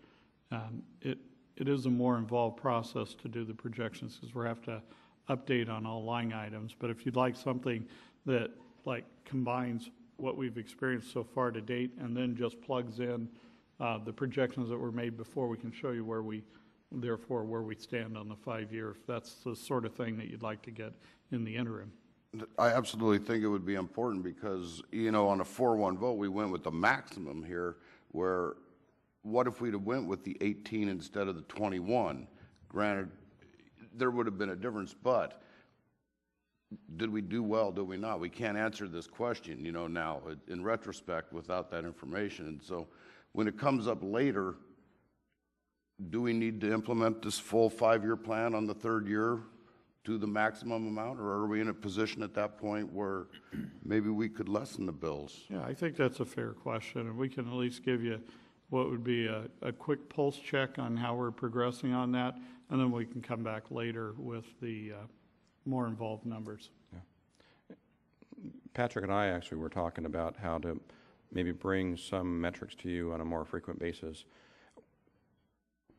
Our predecessors in finance created a fair amount of data sets that look at increases, decreases in water consumption, looks at monthly collections for water, wastewater, electric, all utilities. That's something we've used to do some of our projections internally, but it's also something we can use to create a fairly short synopsis of where things are at in between the end of the fiscal years. Yeah, and part of our discussion was we may even want to get as frequently, if you don't mind, we can take a few minutes, like quarterly or whatever, to go over and review some things just to track results, and that way we're not getting these just on a once-a-year pop-up and getting all the surprises that go with that. If we're tracking along on a quarterly basis, you at least stay abreast of how we're progressing on these things. Councilmember Costa. Thank you, Marilyn.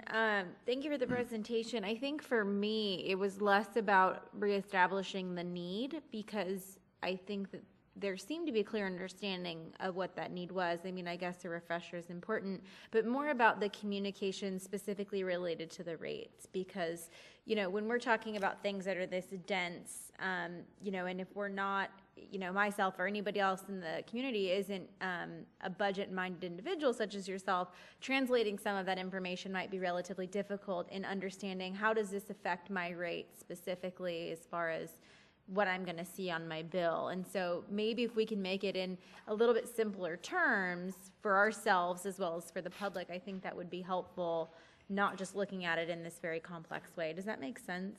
And so I think that was where that piece was missing, that there was a perception that something was overlooked because nothing in that manner of conversation was brought up at that specific agenda item back in May. Yeah, those are fair comments. I could say in defense of staff, there has been some mixed message that goes on at various times, because there have been times there's been appeal to see more greater detail and what leads and drives, and then when we get into looking at the detail, it's easy for a lot of us to get a little wide-eyed and overwhelmed by what's now a lot of data that's not necessarily translating to being good information. So we're constantly trying to strike a balance between those two, and it's not easy. And like I said, at times we get missed messages of we want to see more detail. No, we want to see something more summarized. Well, I think in this case, I don't think that the two are mutually exclusive. So you could have the in-depth information and then provide it in a summary form that's a little bit easier to digest or to disseminate or to discuss. Because when I go out to the public, I'm talking about those four main topics, that we just went over. I'm not talking about the percentages and the, this and then that and the other. But if I can have those four talking points plus talking about specifically what we're looking at for increases and say, look, this increase is linked to these four needs, that's easier than me trying to communicate this kind of information. I don't mind getting both, but if we can have both. Yeah, except for the cash deficits that we have, I think the main slides that were up there that really condense it down to one point is the debt service ratios. Because if you have a debt service ratio of 1, you're meeting all your obligations. And had we already had our cash balances at the targets, having those at 1 would probably significantly reduce the amount that we have to collect for reserves and replacements to get to the point where we're not kicking can down the road. So that metric 1.0 is really a very simplistic way of saying if we're over that, we're making headway. If we're under that, we're still got some room that we have to move towards. And so I think that we've clearly established that, the year 1 and 2, year 2 increases were necessary, and we're still up against this gap, for all these reasons. But I just wanted to confirm, City Administrator, I think I heard you say that we're looking at the full increases in the future years as well at this point. Well, not necessarily that we'll have to be at the full for 3, 4, and 5. In each of these subsequent years, we need to look at how we're progressing on our actual and forecasting for the balance and making a determination, a thoughtful determination on if we need to increase and how much of what's been approved in the 218 process do we need to. So I don't accept as a given that we have any increase necessarily. We need to take them on a year-by-year basis as they come about to make that determination. The trend is definitely looking, given what you've adopted as operating targets, as what I'm seeing we're experiencing on capital replacement cycles. I'd say the likelihood is there's still needed increases because we're still far enough away from those things that we've identified as being good fiscal goals. But I don't want to predetermine that that's going to be an outcome. I think it's worth going through the exercise each time. I agree. Thank you. City Administrator Weimiller had mentioned at one point 800 years. The last 10 years for water, we've spent capital that equates to an 800-year replacement cycle. I think one of the big discussions that we'll have to be able to figure out where those rates would end up being is the studies presume that funded depreciation is the target for what we want to set aside for replacement and reserves. There are other ways of measuring that. At the Utility Commission joint hearing, we heard that there's 100 miles of pipe in water, 125 miles in wastewater, other way around, and there's a certain dollar amount that would be needed to replace that. So if we looked at just that, we could come up with a target that sees a 50-year replacement cycle, a 100-year replacement, maybe 125-year replacement. That's not necessarily equal to what funded depreciation number is. One's lower, one's higher. So part of the discussion, I think, will be at what target do we want to set our replacement cycle? And if we do that, then we can have a much better ability to say, these are the rates that we need to get to that point. I don't think we've made a decision on whether funded depreciation, 50-year, 200-year, 100-year replacement cycle is where we want to get to. I don't think we want to stay at 800 years, but something in those ranges gives us a lot of flexibility. One thing when I was mentioning the free EPA-funded treatment plant is part of the funded depreciation for the wastewater study is only for the infrastructure outside the plant. We're not aiming to set aside money for the plant right now. And the reason why we did that is because the plant's about $4 million a year of depreciation. So that would increase the cost there tremendously if we did that. The reason why the study decided not to do that was, one reason is that the cost would be prohibitive to the group, but the other part that is positive is that the plant life is probably 35 or 40 years. The life of the SRF loan is 20 years. So the projection that was presented in the 2012 study was that we'll go along and not fund depreciation for the plant, but at year 20, when the debt service is over with, we'll continue to be collecting that money. So over the next 10 to 15 years, we'd set aside seed money to replace that plant when it needs to be replaced in 2040 or whenever that happens. So the only question I have about that is that's not really how we've done business in the past, is we've taken out bonds or loans when we've needed the money rather than pre-collecting the money for those needs. And that's expensive. It is expensive, but I think truly there's a target that you hit that is the balance of the two. There's a portion that you should say that you have to invest that's based upon, current user fees and user usage.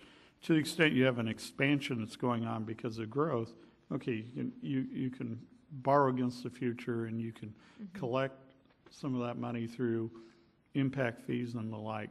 But there's a balance.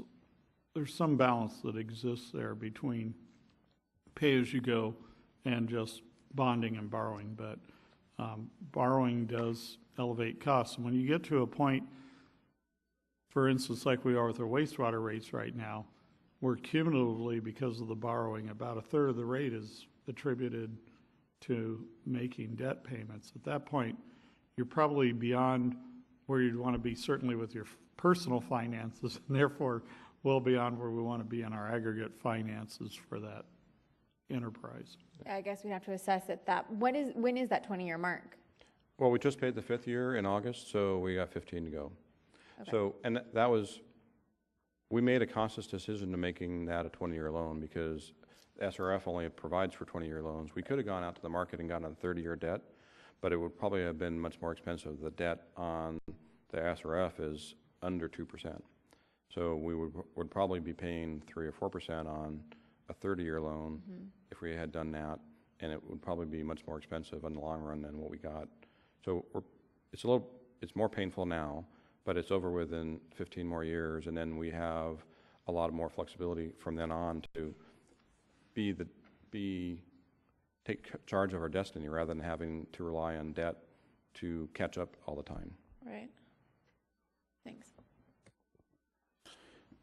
The one thing that struck me, and I spent some time with Brad making sure I had this right earlier, one of the things that was perhaps detrimental to us is that rather than having 12 months of income on this first rate increase, we only had 7. So then I did it on a straight line method, and obviously some months we take in more money than others. But just by comparison, our first year objective for a $1 increase in water was $1.2 million. But if you back that up to 7 months, which is what we were actually able to collect, it's only about $712,000. And we actually had an increase of $1,323,000. Now, $782,000 of that was as a result of increases in consumption, which is a good thing. So we had about $541,000 that was rate generated in that 7-month period, and that was the less wet time of the year because that was August through June. So if we look at what our objective was, we actually probably came pretty close. And the other important thing is that we had that $782,000 increase in total sales, which we have not had in a really long time. And of that, we had about $680,000 in increased consumption, and based on Brad's quick look at it, it wasn't on the residential side, it was on the commercial and industrial side. So we actually saw an uptick in consumption, probably driven by more wineries and more retail stores, because a lot of retail stores opened in that time period and so did wineries. And that adds to our long-term base. So now we have another $680,000 that an increase is being applied to going forward. So the things there are very positive, and what we all talked about as a council was the thing that was going to save us from future increases is more connections. In the current year, we actually had a very minuscule 0.3% reduction. And we had really all looked at the fact that there would probably be a larger drop in consumption because people would conserve. But that, again, was offset by several new businesses, most notably the Campbell Vegetable Cooler, that's a pretty good water user, and some other businesses that opened. So the new businesses' openings offset the conservation. And then also in the last 12-month period, we probably had 70 new homes connect, something in that range. I don't have the exact number, but that would be my guesstimate. And each of those incrementally added to it. So going forward, if we get back to our average of 140 houses a year, that'll have a positive effect. On the wastewater side, this is kind of the same thing. The 12-month objective was $1.679 million. But if you take that down to the 7-month period that we actually had, that's $979,000, and we actually had an increase of $994,000. So the numbers that Wildan projected have proven to be pretty accurate, and we're starting to see some good news from connections and increased usage, which is the one thing that's going to drive down these increases going out into the future. And I think as we sat here the last time, we were all absolutely certain that we were going to have 2 increases, and then we felt like we might have a little breathing room on the third one, and that's exactly what it looks like so far. And these new numbers kind of give us a little realization of that. And if you can just get the dashboard tool, life will be good. Councilmember Lingle. Thank you, Mr. Mayor. Well, the nice thing about going last is most of the questions have been asked and answered, so I'll just make a couple comments. Comment was made that, well, that this report maybe wasn't what the council was expecting, but in my case, it was what I was expecting, what I hoped for, because I think it was brought about because there was some concern in the public and among us that possibly the second rate increase was not discussed publicly and sort of slipped through there. So for me, this did a good job in explaining that the second rate increase was in fact necessary. You demonstrated pretty well to me. A couple comments were made by my colleagues up here. I like Councilmember Starbuck's comment that maybe we should have periodic updates as to where we are for the third, fourth, and fifth year. I think that's completely appropriate, and I'd like to see that as well. Councilmember Costa's comment about bringing it down a notch, because she's exactly right. When we go out to the public, and now we try to explain this, we don't have your expertise, so we try to bring it down to a level. As a matter of fact, a person asked me today, Bob, I want you to explain it to me like I'm a sixth grader. And I said, well, that was easy. You know, I could, no, so if we can have some bullet points that we can explain it, that it's the average person that is not technical, does not get involved in the finances can understand it. Real good point. Mr. Weinmiller mentioned that we pay for the quality of water we have. And, you know, this is something, if we were to ask the public, okay, we could probably save a little bit of money if we reduce the quality of our water. I think arguably we have the best water in as far as you can drive. You know, it's I don't know how many of you even filter your water. I mean, I take my water out of my tap and make my coffee with it, and I'm pretty picky about the water I use for my coffee. So if we want to save a little bit of money, I don't think we'd save much, but we could certainly bring down the quality of our water, but I don't think anyone wants to do that.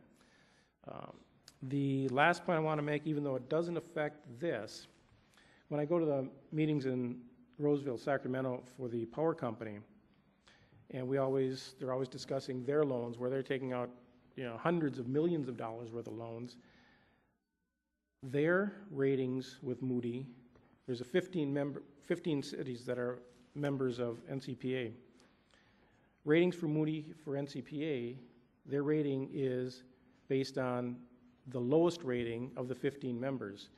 So it's very important. Now this is water, that's electricity, but that's how important keeping our ratings up, especially, you know, for NCPA with our electricity ratings, because it not only affects us, but it goes outside of our little bubble. It affects 15 other cities as well. So we went from an A1 to an A2. We've upgraded a little bit, took off the negative, but I think we can possibly get to the A1 again, which would be very good. So it's all based on whether we improve our cash reserves. Exactly right. So. And I actually got a call from the general manager of NCPA when that downgrade happened. He said, what are you going to do to fix it? Exactly right, yeah. Because it affects a whole bunch of people out there, not only just us. We don't live in this little bubble anymore, so. Okay, well, thank you very much for your report. Councilmember Holmdahl? Yeah, very quickly on this. It's a lot of good comments and a lot of good discussion, but the interesting thing to go back to the 1998 and 99 at that time frame, we told staff at that time, go ahead and raise the rates a little bit each year. They said, no, we don't need to raise them that way. I said, PG&E does it every year, and they raise it a small amount, but we couldn't get staff to raise it at that time.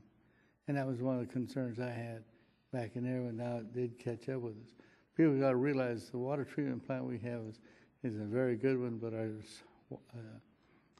sewage treatment plant is one of the best in the state. It meets every quality there is.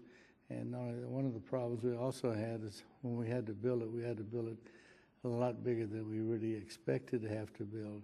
So we're ready to take on any new customers. So we're in good shape. Yes, it's costly, but like I say, you listen to Montecito, listen to Santa Barbara, and Mission Hills. Vandenberg Village, now you get 10 minutes a day, twice a week to water your lawn. I haven't heard that recommendation in Lompoc yet. So yes, it's costly, but we're saving ourselves.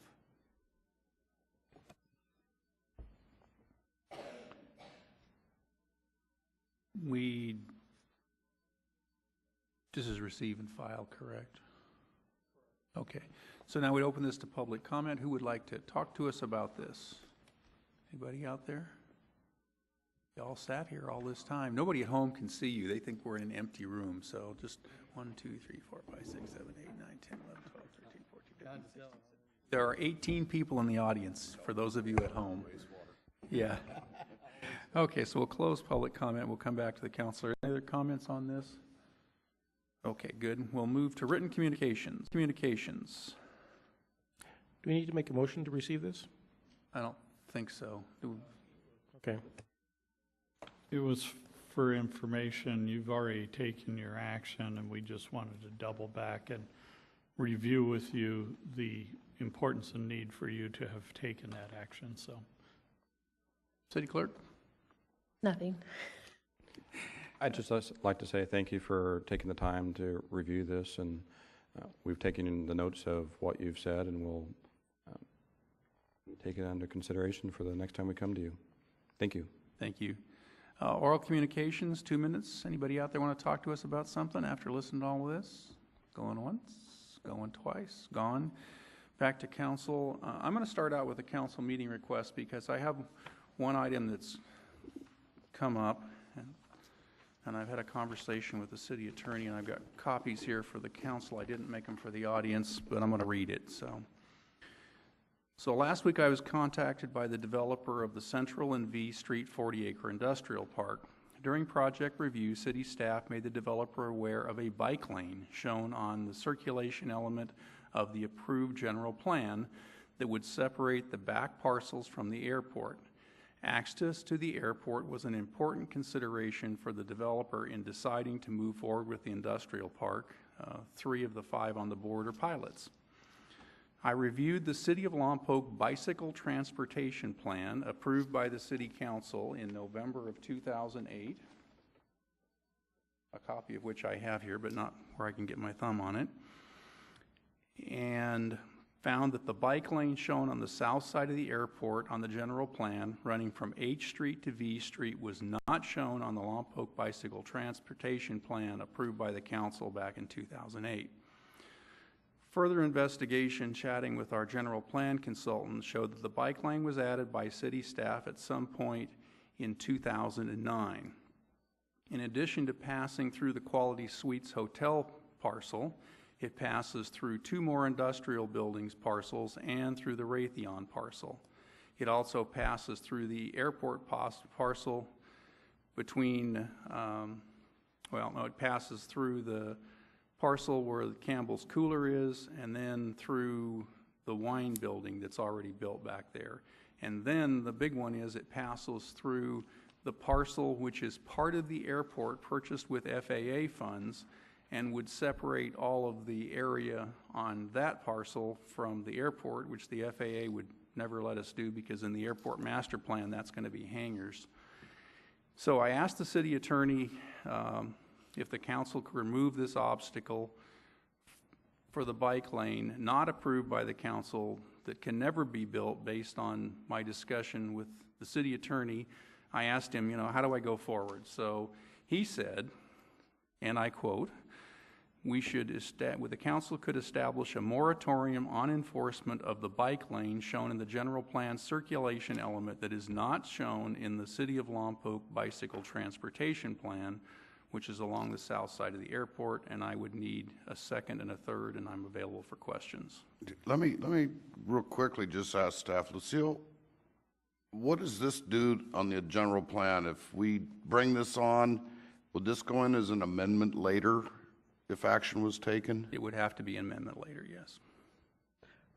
And we can look at, as we all know, we can amend the general plan 4 times a year.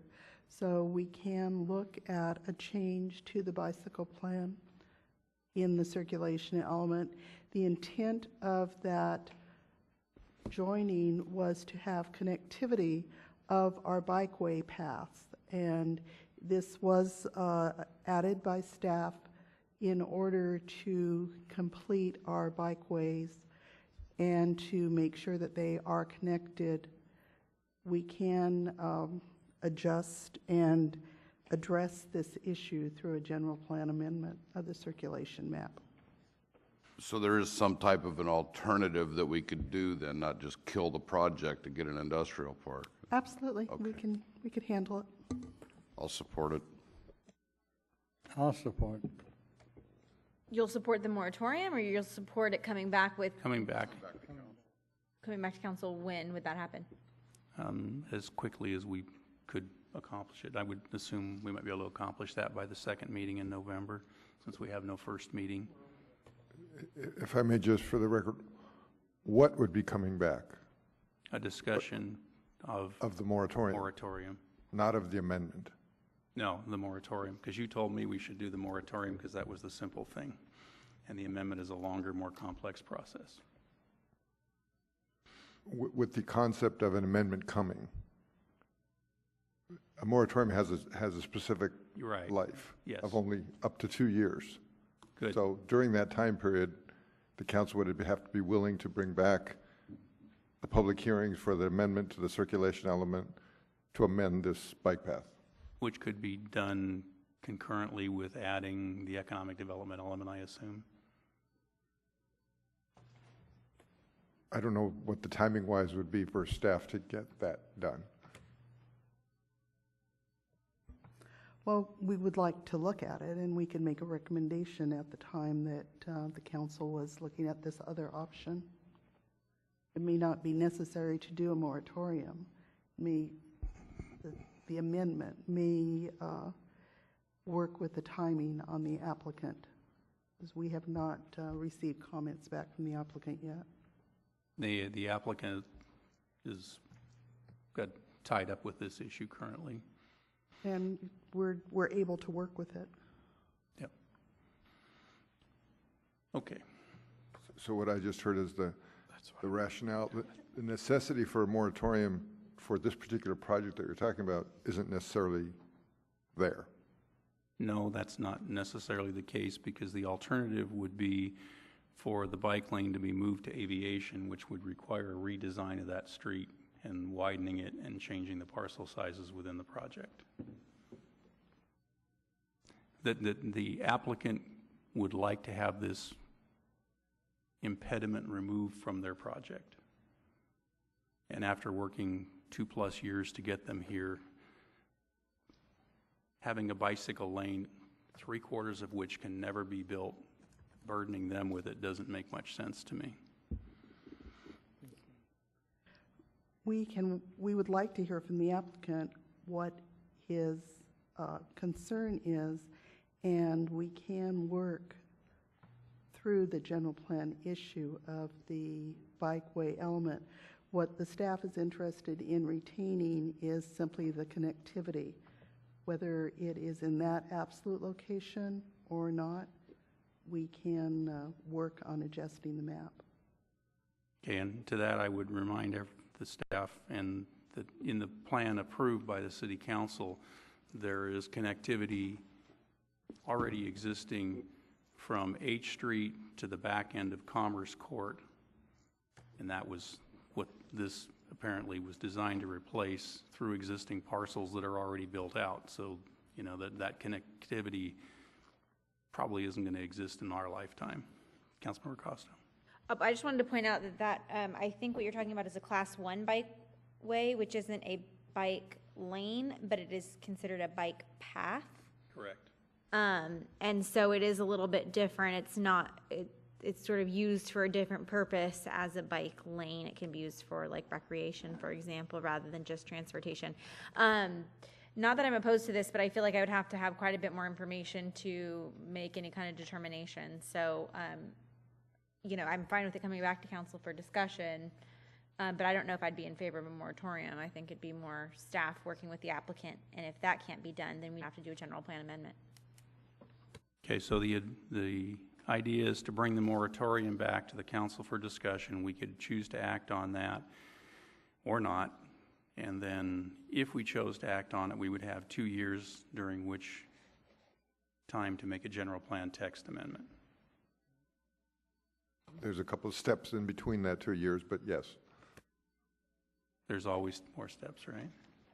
Yeah, to clarify the action, sorry. You read the moratorium statement as it's printed on here, a moratorium on enforcement. You got a second and a third for that. So as I understand, instruction to us has come back right now at the meeting on November 18th with something for you to consider whether or not you are going to act on the moratorium. Yes. But as part of that discussion, staff will present another alternative that I'm understanding is possible. Correct. Does staff have adequate time before November 18th to do that?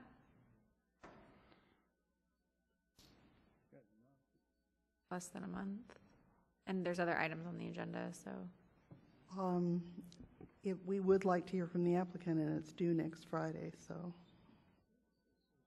Staff report. The staff report would be due next Friday.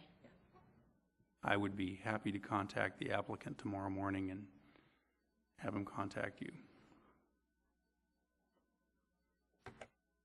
Okay, I have some things to report, but I'll let everybody else have a look at it first. Ashley, you want to start? I have nothing to report.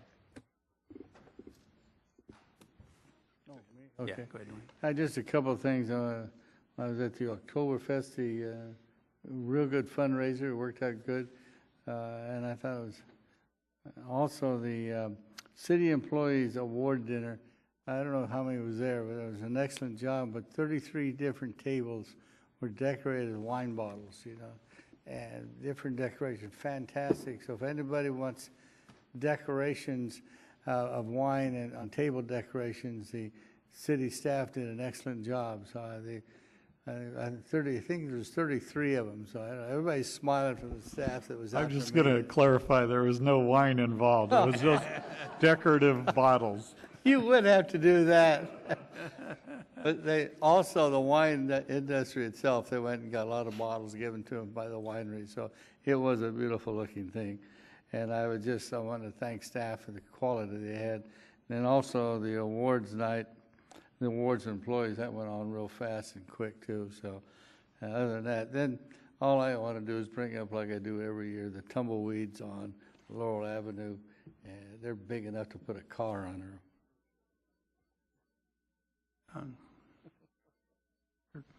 I don't have any reports. Wait a minute, didn't you go hunting?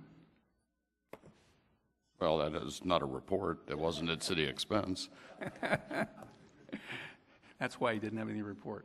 Bob? Thank you, Mr. Mayor.